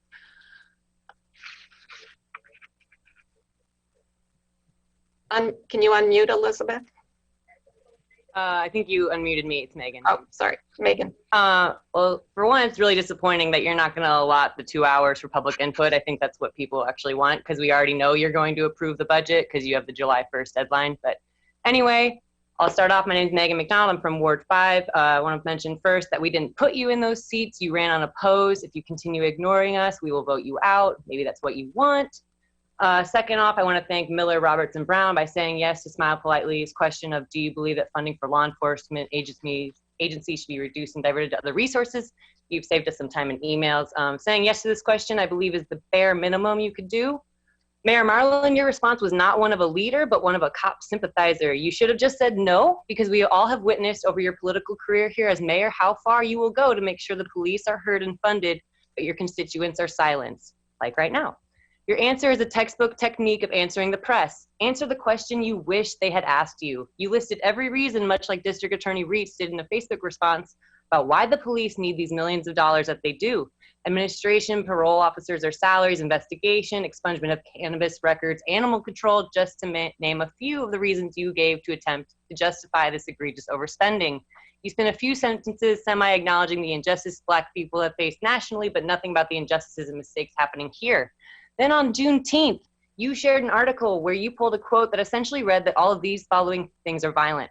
Starving a child, suppressing a culture, neglecting school children, punishing a mother and her child, discrimination against a working man, discriminatory housing, ignoring medical needs, contempt of poverty, even the lack of willpower to help humanity is a sick and sinister form of violence, end quote. I want to let you know that you and the police are active, complicit facilitators in this exact violence that you quoted. Just in the last 24 hours, a young Black woman from Urbana who is without a home and is neurodivergent was arrested on trespassing charges. I know she is without a home. She is a sweet person who needs help. Why was she sitting in a jail cell? Why does she now have to deal with the court, the fees, the hostility that comes with being in said court system? That is violence. A violent painted summed up picture from 3 weeks ago, 90% Black young folks from May 31st, standing and protesting in the aftermath of police violence against them. They were threatened and kettled in after a cop had just maced a young Black woman in Champaign, Prospect Avenue, during a respiratory pandemic. Prove to me that they used de-escalation tactics. You can't. Around 8 p.m., arrests were made to anyone still present at the scene and felony charges were given out without a second thought. These young working class people, or mostly parents, are dealing with the violence that you quoted. Do not sit up there and say you adopt these affirmations from the NAACP when you do not hold life to the highest value. You are allowing, encouraging, and overpaying these cops to patrol and inflict violence on our community. Do you know what a felony is? It's 1 year at least in prison. That is violence. That could kill someone at the most and give them severe health issues at the least. Things that you could do right now. You could fire the police chief. You could direct staff to reduce the police budget. You're chief executive of Urbana. You have a ton of discretion of setting city policy. Drop the charges against Leah Lewis, against these 26 people. Defund the police. Black Lives Matter. Prove it. And Ed, this very easily could have happened here in Illinois. Richie Turner, Kewan Carrington, Laquan McDonald have been murdered by the police. Aaliyah Lewis could have easily been suffocated to death. This is not an attack. This is a reminder that we know you are complicit in the actual attacks against the Black community and other vulnerable people. Thank you. And the final speaker tonight, Elizabeth Simpson. Good evening. Can you hear me? Yes. Thanks. My name is Elizabeth Simpson. I've lived in Urbana since 2000. I worked in the Urbana Public Schools for about a decade, and I've been working with a variety of organizations in the community around safety and issues of racial violence and discrimination for about this 20 years. I want to first say thank you for your time and remind us that Fannie Lou Hamer is responsible for the phrase, "I'm sick and tired of being sick and tired." And that phrase came in response to white Northern students who were kind of tired of sitting around and trying to wait for this thing that was going to happen. And her response was, "You've come from the North. You're tired. You've been tired for like 3 days. I'm sick and tired of being sick and tired. I've had my whole life to live this through." And so I want to remind us all that as we endure things that seem grueling, like listening to long meetings, it's nothing compared to the legacy of violence in our community that we have the opportunity now to shift. So to that point, as I have said before, this is a historic moment that we are watching now. We used to say this loudly in the early 2000s, the whole world is watching. And as we can see, as many different communities around the country, I sent you a letter including about 20 examples of your peers who are making changes in policies regarding police. We are watching, and the question in the future will be, what side are you on? You will be asking yourself that. We will be looking at you and knowing those answers.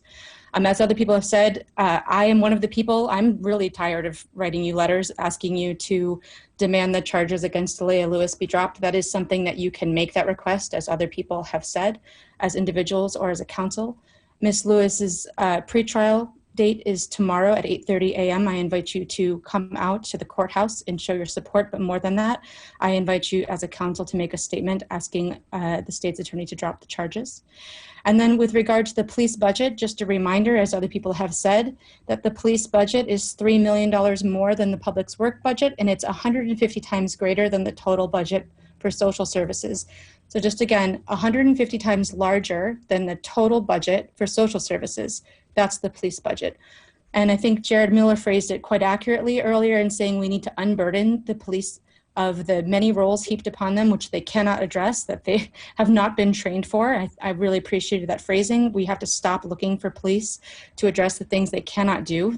There's a phrase, you can't get bread from a hardware store, and it is true. We cannot look to the police to address the many things that they're doing, especially given their history. And in closing, I'll say that Merriam-Webster recently changed the definition of racism to include systemic racism.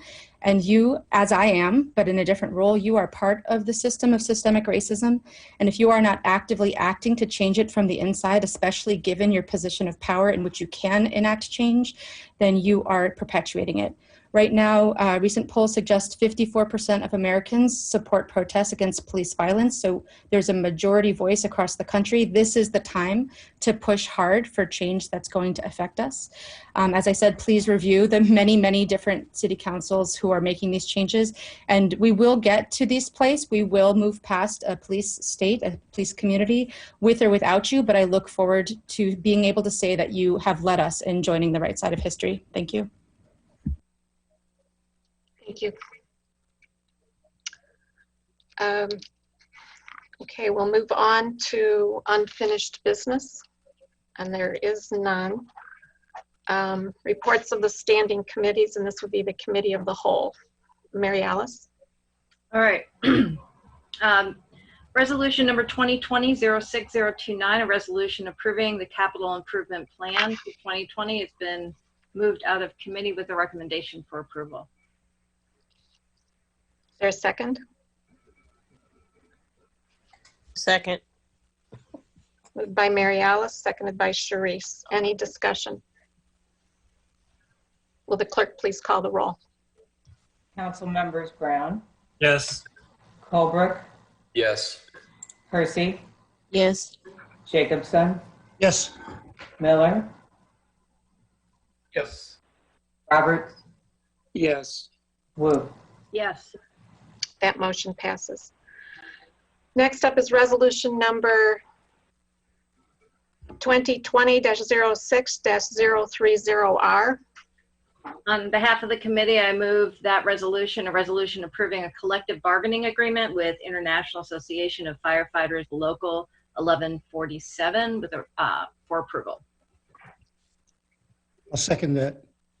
Moved by Mary Alice, seconded by Eric. Yeah. Any discussion? Was that Eric? Yes, it was. Okay, any discussion? Will the clerk please call the roll?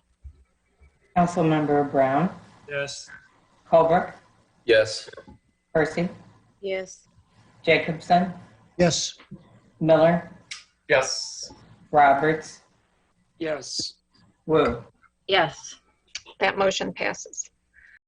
Last up is ordinance number 2020 to, oh, sorry. Go ahead, Mary. Sorry. On behalf of the committee, I move approval for ordinance number 2020-06034, an ordinance amending Urbana City Code Chapter 3, Section 3-43, increasing the number of Class C liquor licenses for Mama Tried LLC DBA, the Rose Bowl Tavern at 106 North Race Street in Urbana, Illinois. I do have one correction. That should be for Class A licenses. Did you read Class A? I read Class C, so Yeah, it's yes. for Class so A. increasing the number of Class A liquor licenses. Yes, and the ordinance is correct. Okay, I'll second that one. Okay, moved by Mary Alice, seconded by Dennis. Any discussion? Will the clerk please call the roll? Councilmember Brown, Yes. Holbrook, Yes. Hersey, Yes. Jacobson, Yes. Miller, Yes. Miller, Roberts, Yes. Woo. Yes. That motion passes. Thank you, Mary Alice. Reports of special committees. I don't think there are any. Reports of officers. I believe Lori Pearson had. Yes, thank you. Just wanted to make sure everyone was aware that the Small Business Assistance Program is accepting applications from small businesses in Urbana that have faced some challenges as a result of the pandemic. Information, including eligibility and the applications, are all available on the front page of the city website. Any questions for Lori? Jared? Lori, have you gotten any yet? Yes, the latest count was from this morning that I got, and it was a handful already, so I imagine we have several more since then. Cool, thanks. Any other questions? Okay, thanks, Lori. Any other reports of officers? I did want to share some information with the council and the public. And first of all, I want to say to the public and to everyone who has been speaking and emailing us, we do hear you. We are listening. We understand what you're saying. We truly do. And I think we have all, in one way or another, have acknowledged that this is a time, this is a turning point in our nation's history. We hear the calls for shifting resources, and we recognize the need to shift resources to functions that can actually meet the needs of the people. Over the years, we've acknowledged we've defaulted to policing to respond to needs because it's been much easier than really addressing the systemic issues that we have related to racial, social, economic injustices. And again, the horrific killing of George Floyd is a turning point in our history. So I wanted to let you know, as Mayor of Urbana, I commit to restructuring our emergency response and care system to one that better addresses the needs of the people, especially ones who are calling for help. I see this as an effort that complements traditional policing response. I also see there will be a need for both in our community. And I've had conversations both with police officers, with community members in recent days, and I believe all would welcome this approach, which is to share the burden that the police have been shouldering these years. This restructuring is going to take a lot of thought. It's going to take time. It's going to need a plan that we can follow and a plan for keeping these systems sustainable. And I don't know yet what that process will be. I think that's where we can call on the creativity and the expertise that we're seeing in community members to help us come up with a plan and approach for how we're going to restructure things in our city. But as a first step, which will demonstrate what one component of what I see this restructured response system could look like, I've directed staff to focus on how we respond to calls for service involving people with mental health issues, especially mental health crises. And we get actually a surprising number of calls for service center around this issue. These are the cases that require intense efforts from police officers. Many of our officers have crisis intervention training, and these cases can take up an entire shift, sometimes with several officers by the time they respond, deal with an individual, and try to resolve the issue. And that's one of the areas that really we need other professionals responding to. So the current model that we have, the tools that we have are inadequate. You can either, if you're responding to emergency like this, you can they're all three rather unsatisfactory options. You can take a person to jail where they do not belong at all, to the hospital, or you try to resolve a crisis on the scene, but that doesn't solve anything long term. And what we're finding is that episodes can repeat over and over and over again. And so officers are responding to calls to help the same person over and over and over again. And that doesn't help, it doesn't move the needle. So I wanted to let you know that planning has been underway for some time for an alternative response model. The project really hadn't gotten off the ground for several years, but it's time to launch it. So involved in this has been Urbana Police Department Lieutenant Joel Sanders, who does the crisis intervention training for the department. He's been meeting with representatives from Carle Hospital, from Rosecrans, which is the behavioral health center here in town, See You at Home, and other agencies. And they've developed a response model they're calling One Door. And the idea behind this is that one door opens to a single location for service that recognizes both the immediate crisis or the needs of an individual and then the ongoing needs of that person. So One Door will reduce the police contact with people in crisis by providing a trained crisis worker in the field and a case manager who can help the individual identify and receive the appropriate services. There's still some details to be worked out about this, but we plan to bring this proposal to council in August with a budget attached to it for your consideration. And as I said, this is just one example of what one component of an overall restructured emergency response system would look like. And I think it'd be a very good place to start. It would meet a real need, and it would make a real difference in our community because we do respond to a significant number of calls for service like this. So that is one option that I hope that we can have that we will be having a discussion about in August as an example. And in the meantime, we have a lot of other work to do as well. I also wanted to let you know, it's been mentioned already, there is a special meeting of the Civilian Police Review Board on Wednesday at 5:30. A number of different changes that have been are being made in response to the comments and input we've received from the public, and then the board members will begin looking at long-term changes in terms of the complaint process and possible amendments to the CPRB ordinance itself. So they are responding. I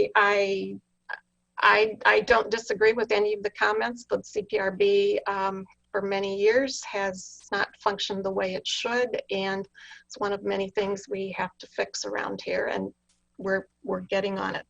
And finally, I wanted to let the public know that I've signed a contract with a firm that will conduct the independent review of the police interaction with Aaliyah Lewis.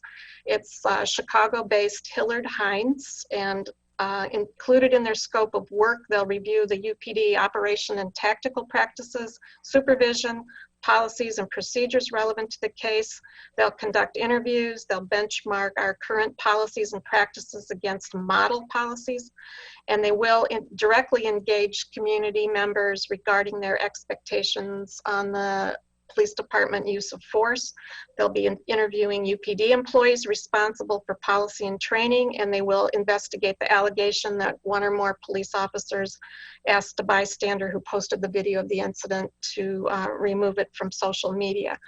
They will, and that was one of the key criteria that I had when we were identifying a firm, was this ability, a firm that had the bandwidth to do the interviews with community members and council members. So we anticipate a delivery date of July 31st, and they will make a presentation to council and be available to answer questions. And we'll be posting information about the firm and a copy of the contract on the website. Okay, under new business, we have ordinance number 2020-06-035, which is an ordinance approving fiscal year 2020 to 2021 annual budget. Elizabeth Hannon, who's here, I wanted to, we'll go over her memo. I also wanted her to be able to clarify some of the misunderstandings I think that I was hearing in some of the public comments just about percentages and that sort of thing in the budget. So I'll let Elizabeth start. Yeah, and I'm gonna start by sharing something on my screen here, if I can figure that out.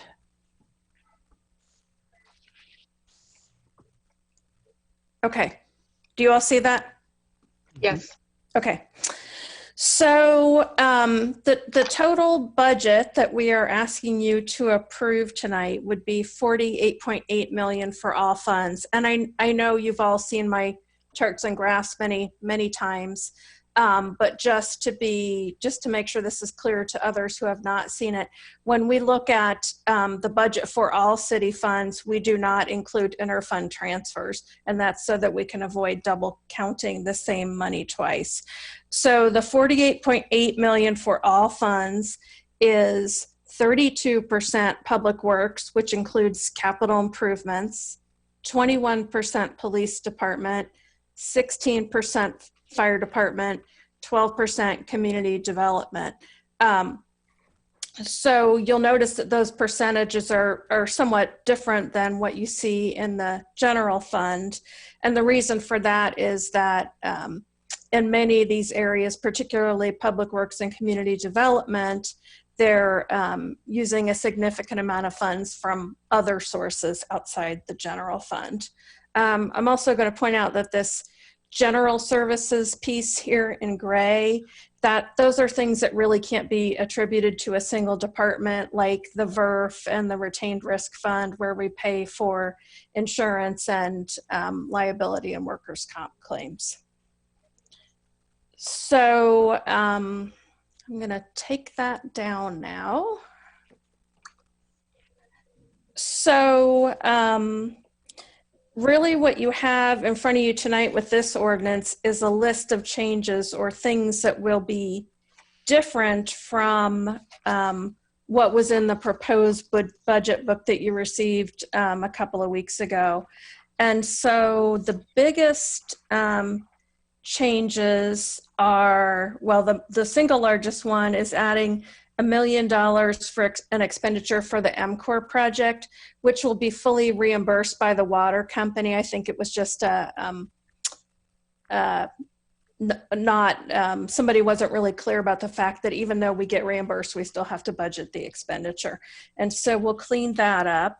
The next largest item is a correction on fire department salaries, which is about $440,000. And there's quite a long list there, including some items to reconcile the budget to the capital improvement plan that you approved. I did note in the memo for you that due to the current coronavirus situation, there was a bill passed in the Illinois legislature which would allow you to take more time with this. I don't recommend that, and the reason is that if you choose to do that, we would be required to use our current year budget as our budgetary control for the next fiscal year. And that means that some pretty significant things probably would be unable to move forward, and that would mostly affect capital improvement projects. For example, that $1 million that would be part of the MCOR project would not be available to us because it's not in the current year's budget. And I would say the first 3 or 4 things on that list would be capital improvement projects, closely followed by grants and community development. So I won't go through the whole list, but if you have questions, I'm happy to answer those. Elizabeth, before we start with council questions, there several people raised the issue of an increase in the police department budget. Mm-hmm. Can you speak to that? So, yes, I think that came up last week or the week before, and we talked about that a little bit. But the biggest change, the comparison that we were looking at that time was between fiscal year 19 and fiscal year 20. And the largest part of that change was had to do with pension funding and the timing of the property tax receipts that were delayed in FY19 and then received in FY20. Those passed through the police department budget. And so when they're delayed, then we spend less in one year and then that gets added on to the next year. That was a fairly unusual situation, but that was also combined with our general plan to increase pension funding to pay down our unfunded liability. So that was the largest part of that change. Okay. Mary Alice. So Elizabeth, just to dial into that a little bit more. So you're saying that in fiscal year 20, the budget was 11.5 million for police, and part of that was because the property tax came in late. Is that correct? Did I get that correctly? So Right. if that's the case, I'm wondering why our estimated proposed budget is 11.1. So was that impacted of the late timing of the property tax about $300,000? Is that what that impact is? So I guess let me just dial down to the biggest question. So I'm wondering why, if the amount was so big in fiscal year 20, why that's not decreased to the same amount in fiscal year 21. So, I mean, I'd have to go back to, to line item detail to be really specific.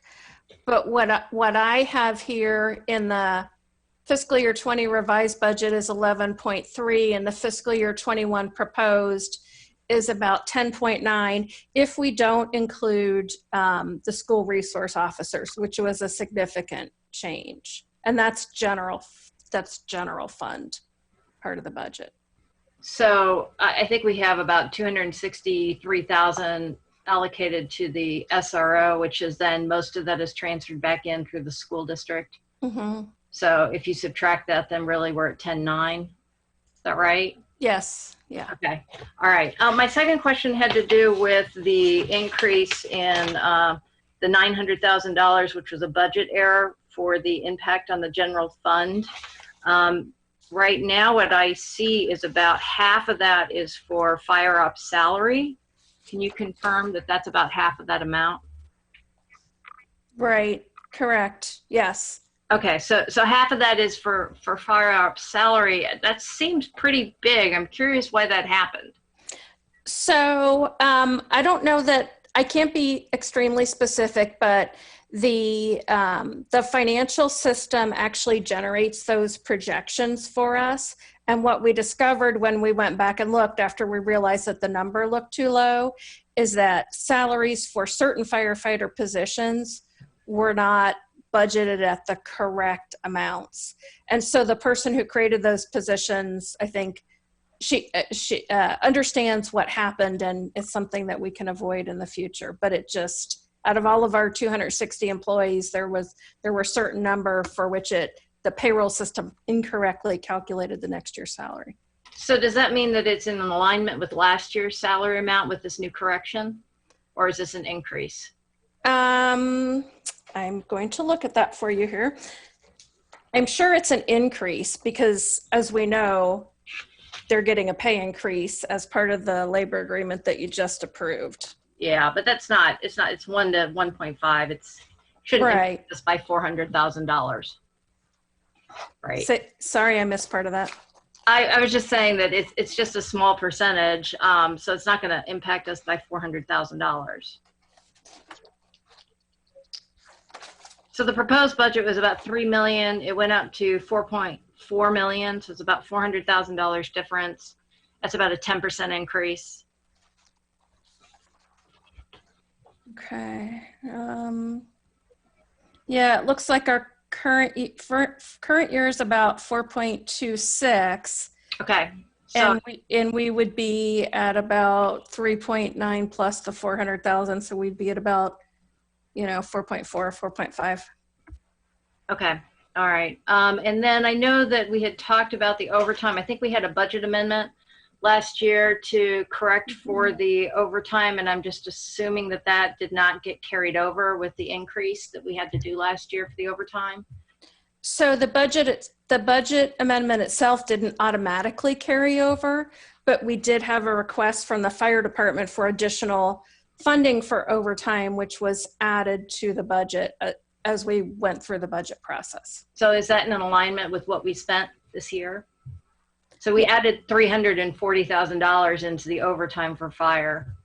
Yeah, so the 340 is actually one of those errors that we talked about. That was kind of the baseline level based on last year's budget before the amendment. And what happened was, for some reason, when we went through and added the increase, it overwrote that and it replaced it with the increase amount.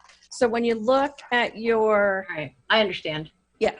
Yeah. Okay. No, I understand. So at the end of the day, we have $48.8 million in funds, and it looks like we are close to $1 million off of what we anticipated when we first got the budget. Is that accurate? $2 million if you include the MCOR.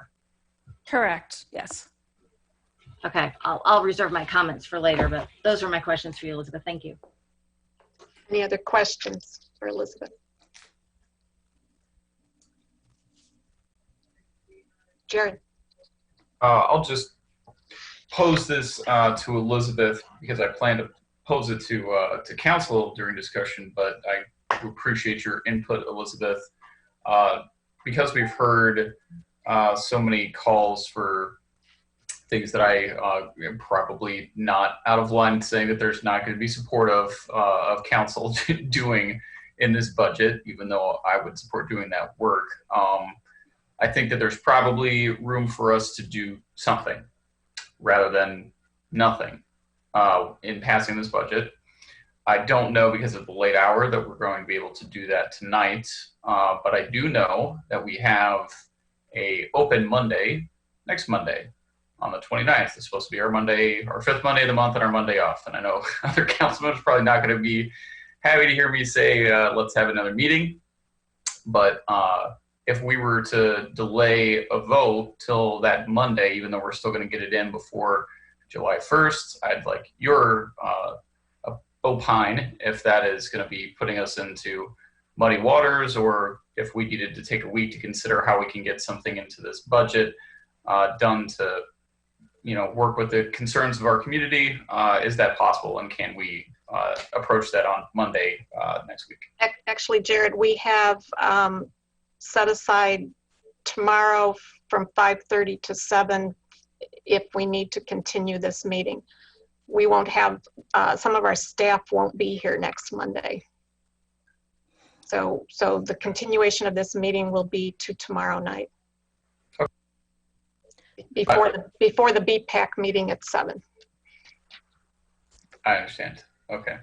So I would just say this. I mean, so the budget is dollars and cents, but it represents a plan to provide certain services. And without knowing what the plan is, I am not quite sure how we would create a different budget for you that represents that plan. Oh, I'm not even talking about creating a whole new budget. Obviously, that's completely out of the question at this point.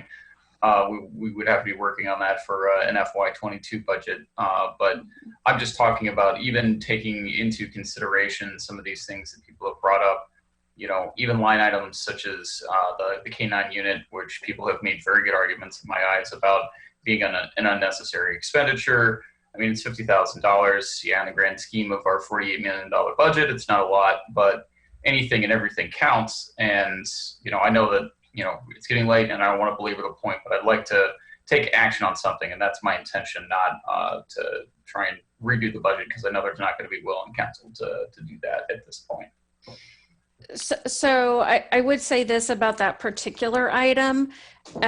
So what you're looking at is a vehicle that's in the budget for next year when you talk about that K-9 unit. It's a vehicle that's equipped for the K-9. I would assume that even if we weren't going to have the canine, we probably still require that vehicle. It's just going to be equipped differently.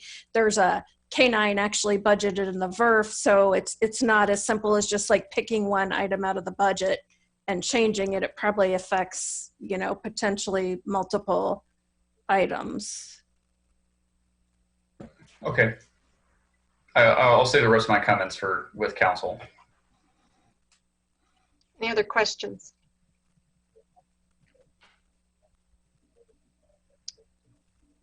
Okay. Council comment? Can we have comment without a motion? Oh, we need a motion. Thank you. Would you like to move? Sure, I'll move to get on the table, move approval of, lost my agenda. Move approval of ordinance number 2020-06-035, ordinance approving fiscal year 2021 annual budget. I'll second that. Before we begin discussion, Elizabeth, can you speak to the fact that we're going to be revisiting this budget again late summer, early September? Is that correct? Sure, yeah. So the plan, and I think we talked about this when we presented the budget, is that given the current situation with the COVID-19 pandemic and kind of uncertainty about our financial picture and how that's going to look, the current plan is that August, September, we will come back with an updated forecast, and then we'll be, of course, revisiting, you know, at that time, we'll make a recommendation, which might be, hey, everything's okay. We can, you know, keep things going, you know, for the period of time that we think it's necessary, or, you know, we may have to talk about budget reductions. Really, the recommendation is going to depend on our evaluation at that time. But we would definitely be revisiting and having another discussion in the fall, and probably amending the budget at that time. Also, as you know, we generally amend the budget multiple times during the fiscal year in any case. So there are multiple opportunities, and actually after August, we should have a better idea of what this new one-door approach to the emergency response for mental health crises would be as well. So that would be an opportunity to reallocate some of the funds as well. Eric. Just for clarification, when we do budget amendments, when council does budget amendments during the year, typically, mostly, that is increases. Although sometimes it's a reduction and an increase, sometimes transfer. So am I right that council could take the initiative at any time during the year to propose any reduction that it wished, that a couple of council members could put such a proposal on the table? Yeah, so if there were a proposal like that, then I could work to put together an appropriate budget amendment to reflect, you know, the details of whatever the proposal was. Bill.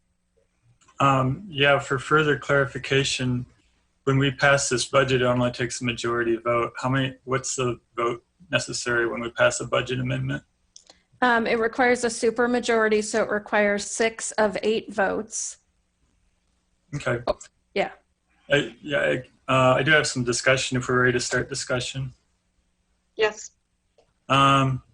So with reference to the K-9 unit, I did bring that up, and I brought up a couple other things in the police budget a couple weeks ago. I appreciated the input from Mr. Patel because I didn't get a chance to look at the statistics, but I do remember that when we were discussing this traffic stops and everything, we really cut down a lot on how much we use the K-9 units. I think it was down to 10 or 15 sniffs per year. But I also think that, you know, over the years we talked about and eventually decriminalized marijuana, and now the state's legalized it. creates, an interesting situation where a dog's going to be alerting on marijuana because it was trained to, and now it's legal. So even if you're looking for meth or something, you're going to get an alert. So it just kind of exacerbates that whole situation where it's possible to use the dog to give you greater access. And so I appreciate all the work that the officers have done with the dog. And if it turns out that it gets eliminated, I hope they can keep the dog. I know there's a lot of bonds that get formed and everything. But so I will offer an amendment to remove the canine vehicle from the VERF this year, and that all it's doing is not allowing that particular vehicle to be replaced this year. Maybe it has another year on it, and it'll give you time to wind down that operation. If you, I don't know if we can force you to do that, but that would be the advice from council, I think, by sending that message. So I'm not sure exactly how to do that, but I think on page 142, there's a fund statement with the VERF, with the proposed being $2.2 million, $2,216,576. My amendment would be to reduce that by $48,091. That's the cost of the canine vehicle. And that would probably affect how much the police contribute to the VERF, but I didn't know how to calculate that. So we could do a budget amendment on that later. My other offer would be to reduce on page 73 salaries and benefits for police patrol. It's currently at $6,143,870. I'd like to propose reduce that by 4%, and that would carry over to page 75 and reduce all the items in salary and benefits by 4%, as far as I can tell, on the police patrol unit. And the purpose for that is partially because it would free up that canine officer to do a little bit more patrol. They wouldn't have as much, they wouldn't have to worry about, care of the dog as much. And so you'd get a little bit of savings there. We also have about a half-time position being saved because we were providing that for free at the as a SRO, school resource officer, and now both full-time positions are being fully funded by the school board. And then again, we have this sort of peace dividend from the marijuana legalization that hopefully will have an impact. We also have a pandemic that has grossly diminished traffic in the area. I did pull up the incidents from this year compared to the average of the last 5 years. This is all on open data. Anybody can pull that up. But traffic offenses for the months March through May, and that could change. Maybe we're going to have an average summer, and when students come back, it'll go up. I don't think it'll ever get back to average this year, especially if all large events are canceled. I don't know if bars will be open as late. If they are open, they have reduced capacity. It's kind of unpredictable. So I appreciate being able to look at this again in the fall, and if we need to make adjustments, we can. I think it's good to try to right size it from the beginning. But traffic offenses are down 72% for those 3 months. Accidents are only down 25%. Theft is down 27%. Batteries down 7%. Warrants and summonses down 44%. Domestic disputes are actually up 2%. But overall, the police incidents, we're down 31% in March, 45% in April, 42% in May. So, there could be less demand and more opportunities for training, but I'd say we're pretty safe reducing that and allowing positions to stay open, basically, and by reducing the budget for that. Can you summarize your two? Yeah, so I'll try to put it in the form of an amendment. I'll move to amend this the salaries and benefits for police patrol on page 73. That's item 100. Yeah, this account number is 100-202-01, and then item 50 under that. Reduce that by 4%. And from what I understand, maybe Elizabeth could correct me if I'm wrong, but on page 75, that would basically where it itemizes everything under item 50, salaries and benefits. It would affect all those by 4% as far as I could tell. Holiday pay, overtime training, stuff, overtime, if those are all percentage of salary. Can I, Elizabeth, I'll call on you. We do need a motion to extend the meeting. We're coming up on 10:30. I'll make the motion. By 30 minutes. Okay. Moved by Mary Alice. Was that Jared? Yeah. It was me. Jared moved it. I'll second it. Moved by Jared, seconded by Mary Alice. Will the clerk please call the roll? Council members Brown, Yes. Colbrook, Yes. Hersey, Yes. Jacobson, Yes. Miller, Yes. Roberts, Yes. Wu. Yes. That motion passes. Elizabeth? So what I was going to say is simply reducing the salaries by 4% doesn't necessarily translate into 4% on all of those benefits. And so part of the reason is that we have PSEBA benefits in there, benefits that we pay under the Public Safety Employee Benefits Act. And also we have police pension contributions in that category, which we've already levied taxes for that we will have to pay. So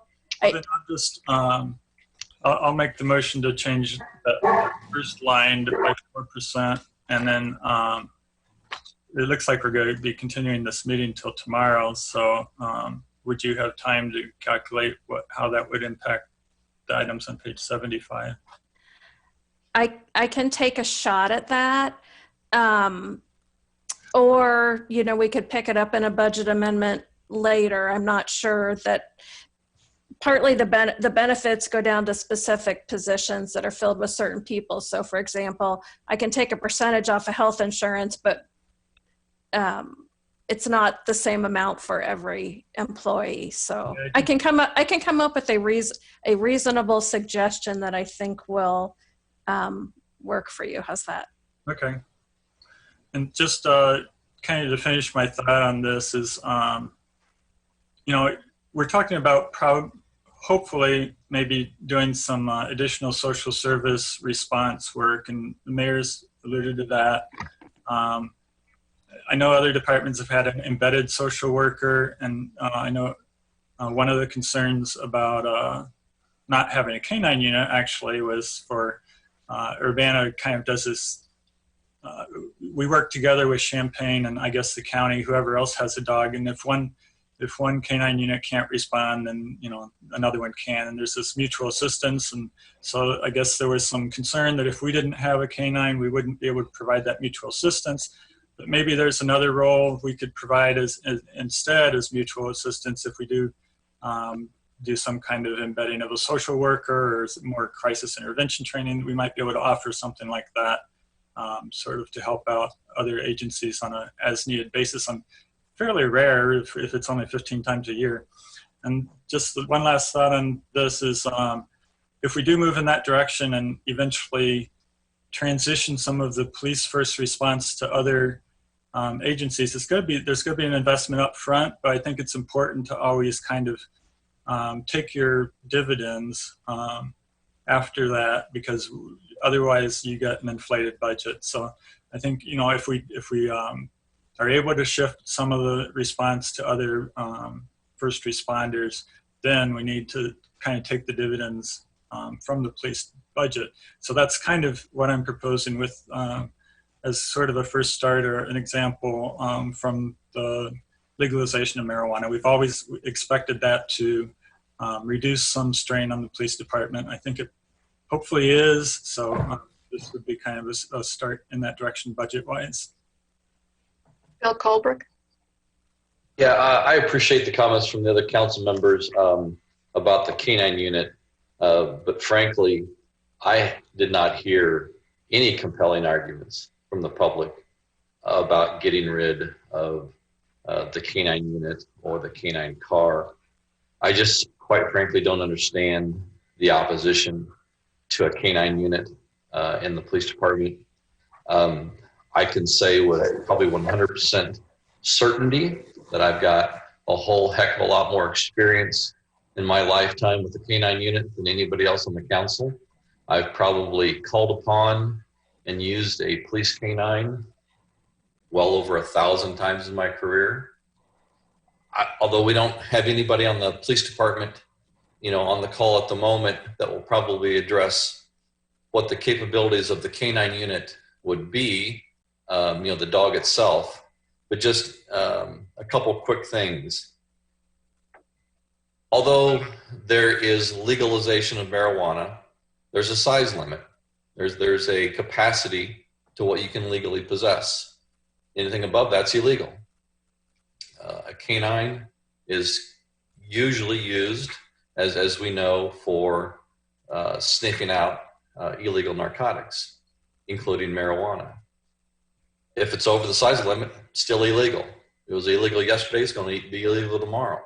If there's a moving truck, a semi, that's got 1,000 kilos of marijuana, that's illegal. The canine would be used to sniff that out.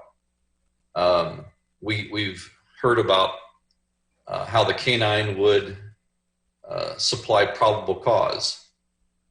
Establishing probable cause in law enforcement is a well-established practice that's codified in case law for years and years and years. That's part of our, jurisprudence in the nation. There's a lot of other things that a canine can do except just sniff out drugs. Just as an example, they can do article searches. Let's say somebody was fleeing and dumped a gun. The dog can help find the gun. That helps keep the community safe. Let's say a child walked off and lost their top. The dog can track the top, track the individual. Person tracking, once again, lost persons, whether it's a child, somebody with dementia, silver searches, somebody with medical issues, they can do person tracking. They do handler protection.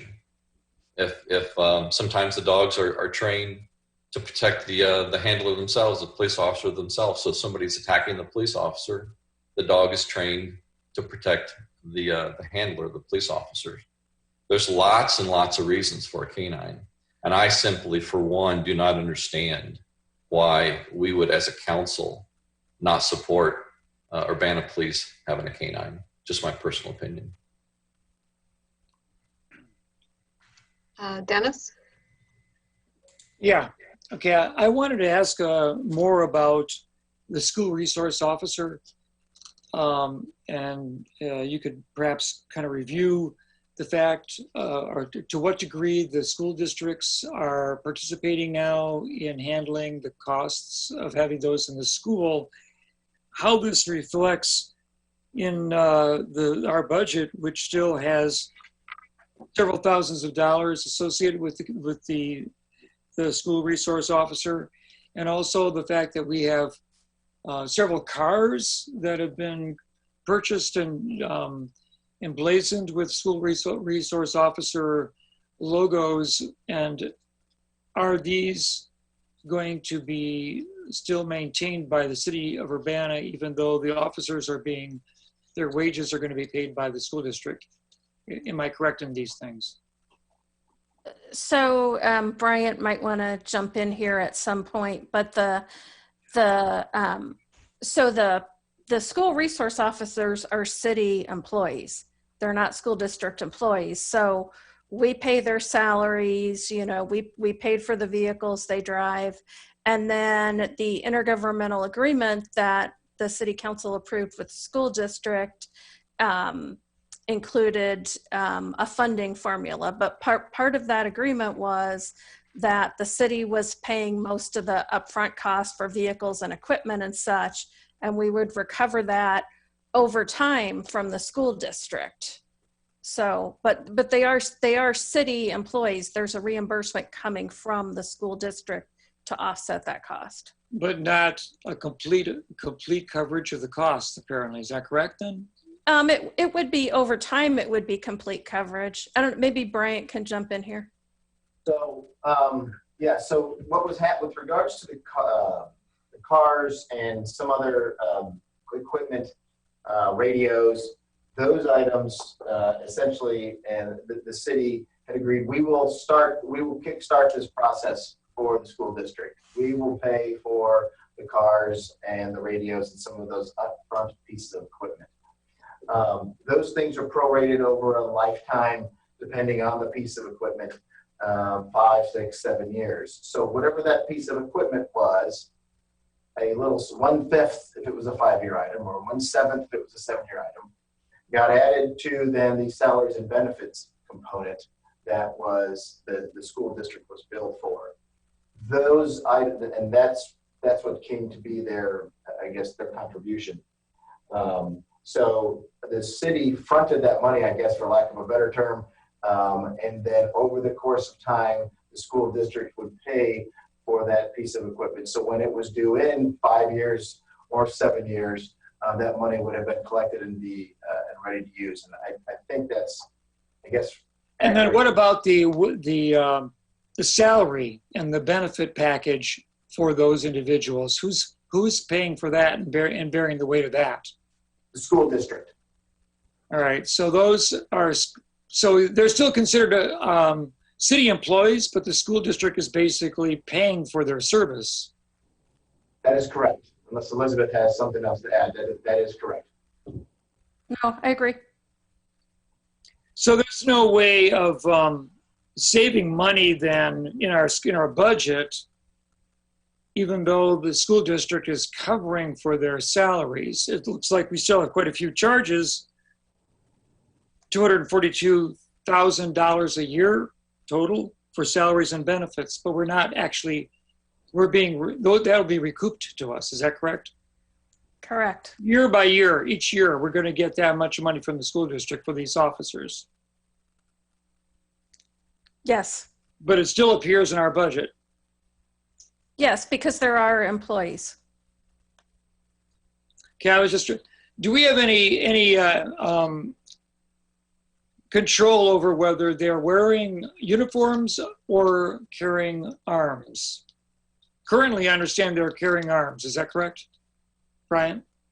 Yes, that is absolutely correct. So when we passed this late last fall through November and December, we have come to a modified agreement with the school board with regards to a polo shirt and khakis, but they would have their firearm with them, correct? That was part of the negotiation with the school district and the city council and the police department as we went down that road. Well, and since that the school resource officer is not doing disciplinary work in the school, that's still being retained by the school staff. What is the need for firearms in a school classroom situation where the school resource officer is not actually interacting in any kind of disciplinary way in the system of the school? So the reason is because they might have to, depending upon the scenario. And so when we have a variety of instances throughout, whether it's an event outside that maybe occurs outside the school and then nearby, or perhaps we have God forbid, a school shooting type of scenario, we want to have that officer prepared to deal with those situations. And that is why. I think that'd be a topic for the city council to discuss, whether that's a direction we really want to continue to maintain. Okay, thank you. Any other comments, Eric? I have a question, which is sort of leading into a comment. Do the salary lines for the police department assume that we will replace people as they retire? Correct. The salary lines assume full staffing. So then the follow-up comment is that if we made a mid-year decision that we were going to support, that the city was going to support this new crisis model that would require new personnel at a center that police would bring people to, as opposed to bringing them to the jail. Would one way, and this is presumably or possibly a way to relieve personnel pressure on the police department, might those lines be supported by lines that we don't roll over when police retire? Right. So you're saying realize some savings through attrition as people separate and then repurpose those funds. And repurpose those funds to the crisis intervention model that the mayor described. Right. That's possible. And okay, and that's something that could be. Yeah, I'm sure that every year there are going to be, given the size of the force and how long people remain on the force, there are going to be a few retirements each year. Yeah, certainly. Yeah, okay. Mary Alice? So along the lines of Eric and Bill, I think that right now we have a budget of about 6.1 million in salaries for police patrol. And if I'm understanding Bill correctly, that whatever that 4% is in there would be reduced in that budget, and that Eric is suggesting that money be kind of set aside for some other envisioning of public safety, whether it's the one-stop place for mental health and substance abuse or something else. I feel like it's appropriate to do that at this time since we're revisiting the budget anyway. So everybody who's getting paid today will continue to get paid. And if we allocate and say we are committed to allocating some of our budget to these other services for public safety, we are not impacting the existing staffing of the police department. They will still get paid. There's enough money in the budget to do that. So I think it's a good idea. I think it's a creative idea. The other thing that I wanted to bring up, and we talked a little bit about this before with the cannabis tax. So there's two different sources of the cannabis tax. One, which is the state that has rules in terms of how we can spend it. And then the other one is the home rule sales tax that we have at 3%. I believe, Elizabeth, you said we would start, that would be starting in October, if I remember correctly. Yes, we expect to receive our first payment passed through from the state in October. Okay. So my concern is I feel like we should be reinvesting some of that money into building the community that's been impacted by the criminalization of marijuana. And so I'd like for council to think about using at least a portion of those funds, at least half of those funds, to reinvest in the communities that have been most impacted by it.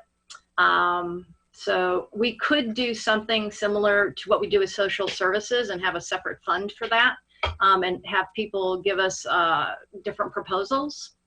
I did also want to kind of go quickly because I was going through this budget and I just wanted the public to kind of understand what we're working with here in terms of the numbers for the policing budget. So about 82% of our existing policing budget is used for salary and benefits. So that's personnel. About 9.3% is used for VERF, which is the replacement of vehicles, and then transfers in between departments. That includes things such as paying for IT resources because we restructured how IT was being funded. So we have the inter and intra transfer of funds, which is about 9%. We also pay about $600,000 roughly for 911. So if I add all that stuff up, then we're basically paying, that's 97.3% of our budget is just in those three groupings. So whatever we do, really it's salary and benefits that has the biggest component out of all of that. And we don't have a lot of flexibility in terms of the other percentages. I also wanted to just let the public know that there are other taxing bodies that are funded through property taxes. So the school district, all the education is funded not out of the city budget, it's funded out of property tax. And I think they have roughly 53% of the property tax goes to the school district. We also have public health, which is its own taxing body. And then there's also a mental health and I think it's called DSC, which has a county-wide budget of $6 million. So I'm not saying that the city shouldn't be investing in similar resources, but there is other money out there allocated by taxes that we should just be cognizant of, because whatever we do, we want to do in coordination with all of the community members that we have.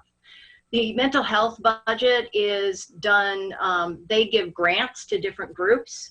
So I was looking through the grants that they give, and they give to groups that we currently give our social service fundings to. So for example, they give money to the healthcare, consumer healthcare group. They give money to the women's shelter.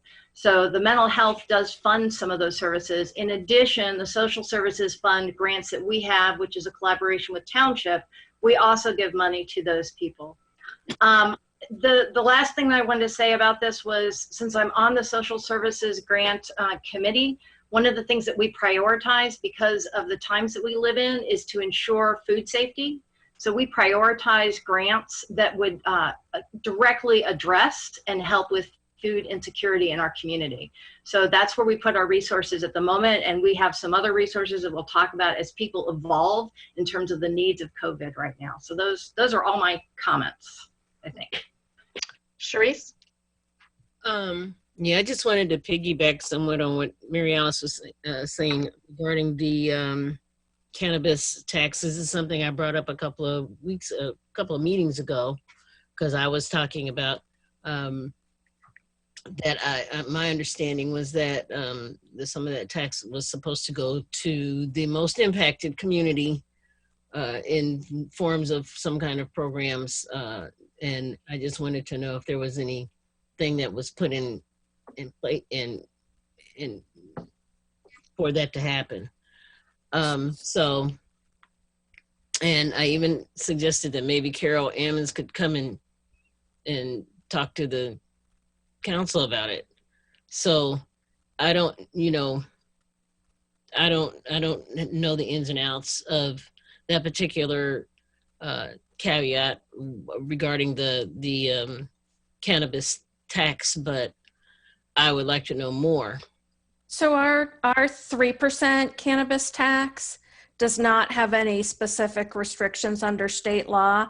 I think I did send all of you, after that question came up, some information about the programs that the state is doing and where to find that. But our general fund cannabis tax money is not restricted unless we choose to restrict it. The money that's going into the police special fund is restricted, but that's a much smaller amount. What is this police special fund exactly? What is that comprised of? So that's where we put money that comes into the police department that is restricted for specific purposes. So, for example, that restricted cannabis revenue that comes from the state goes there.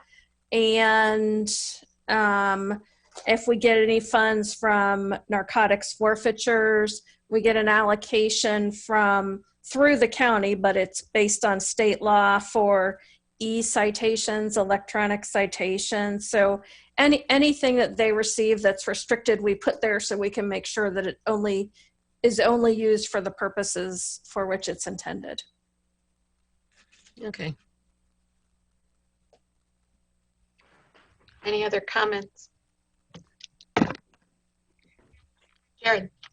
So I don't know what exact numbers. Wait, Eric, I called on Jared. Sorry. Oh, I'm sorry. That's fine. Go ahead, Eric. Sure. Okay, I don't know how to put exact numbers on this, but maybe something that we could converge on would be to take a fraction of money that would be saved by not replacing retiring officers this year, maybe something of the order of 50% of that. And, or except I don't know how much that would be, but some fraction of that, and reserving that towards the, supporting the new crisis intervention model that will be planned. and then that can be, it seems as though, I didn't realize the numbers that Bill was reading. It sounds as though the pandemic is a great crime reduction tool, but that does perhaps reflect that we could reduce patrolling somewhat without impairing public safety, but I wouldn't want to overshoot, because it may be that it may be that calls will return, and so somehow calibrating some fraction of that flexible money that might be realized by not budgeting at the start of the year for replacing everybody who retires, and thinking that that'll be directed towards a different kind of crisis intervention. Might be a way to go. We'll also have a much better idea of what the budget needs to be in a few months for that approach. So we don't have a figure yet.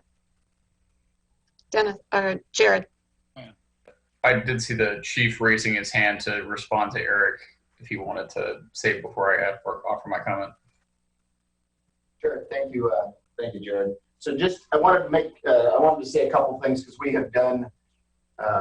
we have had these sorts of discussions before, and I get that there is a renewed sense of vigor to some of these discussion points. I want to make sure that a couple things with regards to the pandemic, and I get that the numbers are down over the last few months since, I guess, middle of March. For that, I'm grateful. But again, I think everybody sort of realizes it's most likely some sort of a temporary impact. The other thing I want to make mention of, and we've done this over the course of different councils and times, is making sure that as these things sort of fluctuate, when all of us, if somebody wants, hey, we think we need more or whatnot, just understand that that's a bit of a time in coming. We don't go and hire someone and in 6 weeks they're ready and willing and able. So one of the things we try to do is forecast these things, which is why numbers, knowing roughly we hire 4.6 officers a year is fairly valid.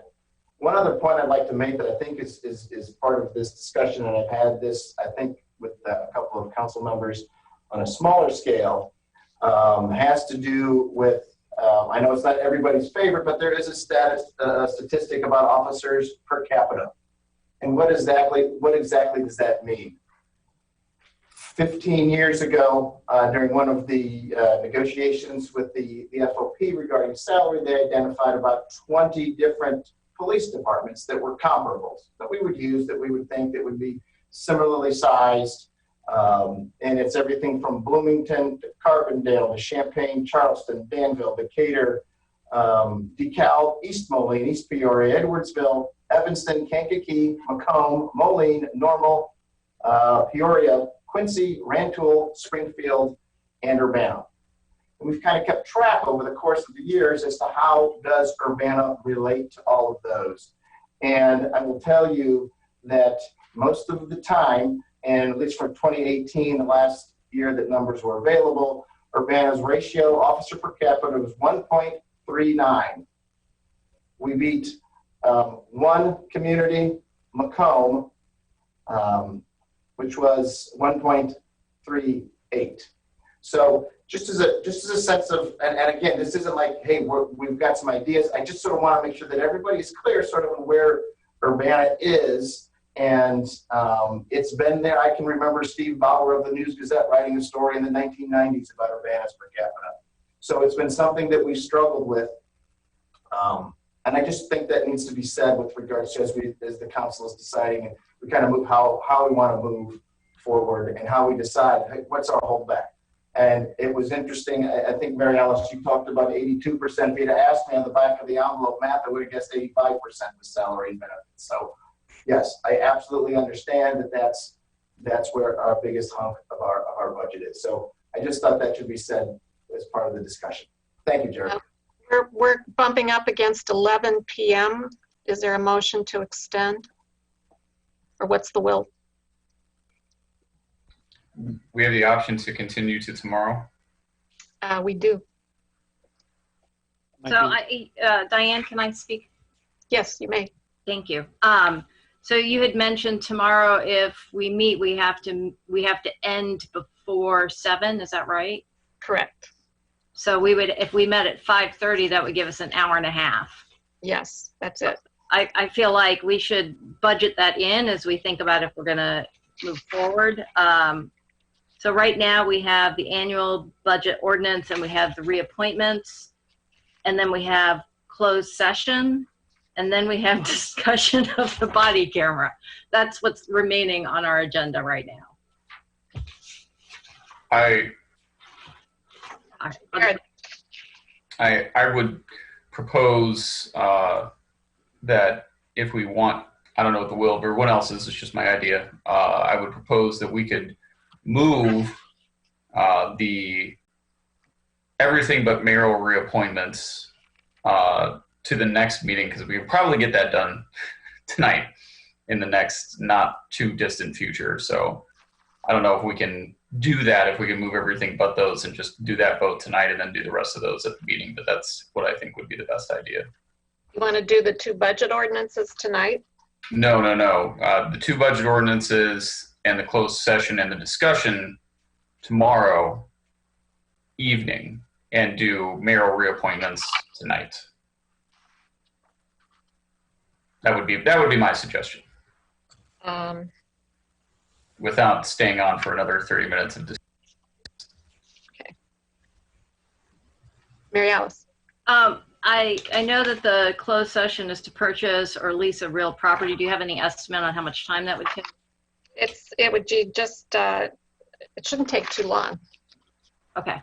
But then sometimes I underestimate how long things take. I'm concerned getting all this done in an hour and a half, especially the body camera discussion. That's a considerable topic right there. We can start that conversation and then move the remaining part of the conversation to another meeting, correct? I think you can extend the meeting again, yeah. No, let me rephrase, I'm sorry. If we move forward with Jared's recommendation, which is do the mayoral reappointments right now, move the 2 budget ordinances, closed session and discussion of UPD body camera to Tuesday, and if we don't have enough time for the body camera, if we can start that conversation now, but we can continue the conversation at the next meeting, I guess is what I'm saying. Sure, that would work. Why don't we just do the body camera discussion in July? Well, I think essentially, Dennis, sorry. Is it time sensitive? Everything is time sensitive right now, Dennis. And is that because it's part of the financial package? That as well. Mayor? Yes. Can I move that we extend the meeting for 10 minutes? Yes. Is there a second? I'll second. Can the clerk please call the roll? Councilmember Brown? Yes. Colbrook? Yes. Hersey? Yes. Jacobson? Yes. Miller? Yes. Roberts? Yes. Wu? Yes. That motion passes. Do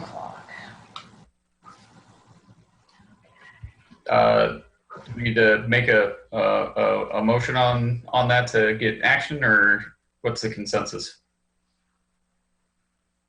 I'm fine with it. I just don't know if we need a motion to reorganize. What are we talking about exactly? I wonder if we could go ahead and do the closed session tonight.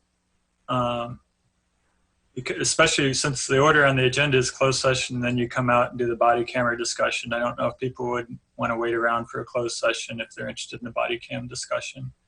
If we did the closed session tonight, then we would just have the remaining agenda items for tomorrow.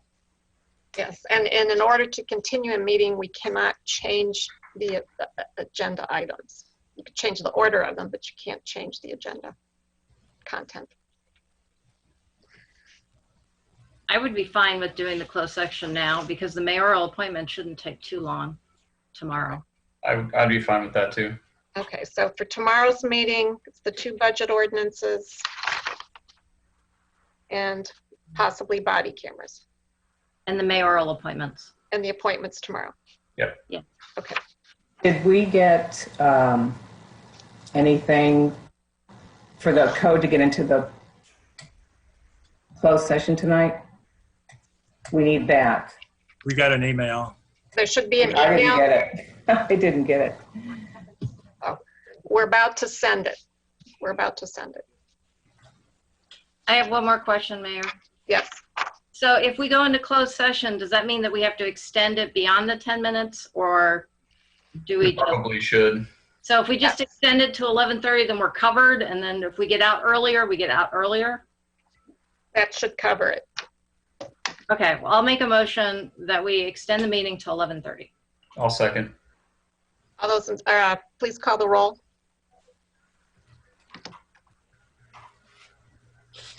Members Brown, Yes.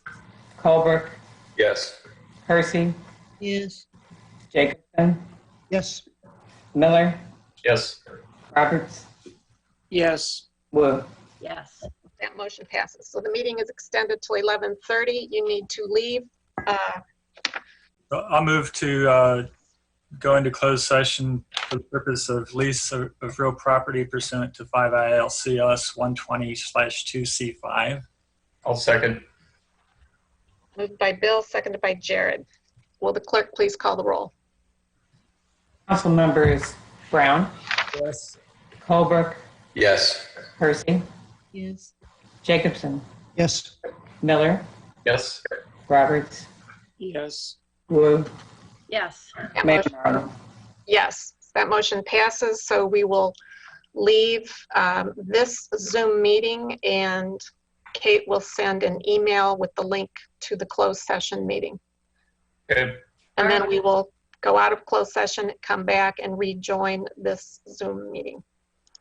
As a reminder, we do have, I think, a motion on the floor to approve the budget. And I tried to make a motion on the amendment, but I don't think anyone seconded it. Is that right? Sounds right. We were still discussing your comments about the amendment, so no amendment had been made yet. Okay. So we have just the motion on the floor on the budget to pick up tomorrow. Yes, and then if we want to make any amendments tomorrow, then we can make them tomorrow before the, yeah. The original motion, we just have the original motion. Okay. I'll move to continue the meeting to tomorrow at 5 p.m. or 5:30? 5:30. At 5:30 p.m. We need to first get out of. Oh, I'm sorry. So is there a motion to? Motion to come out of closed session. I'll second. Will the clerk please call the roll?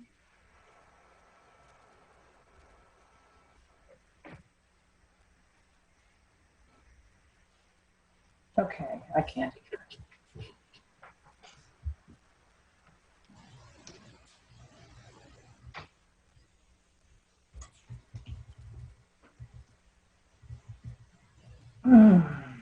Okay. Yeah, can you hear me?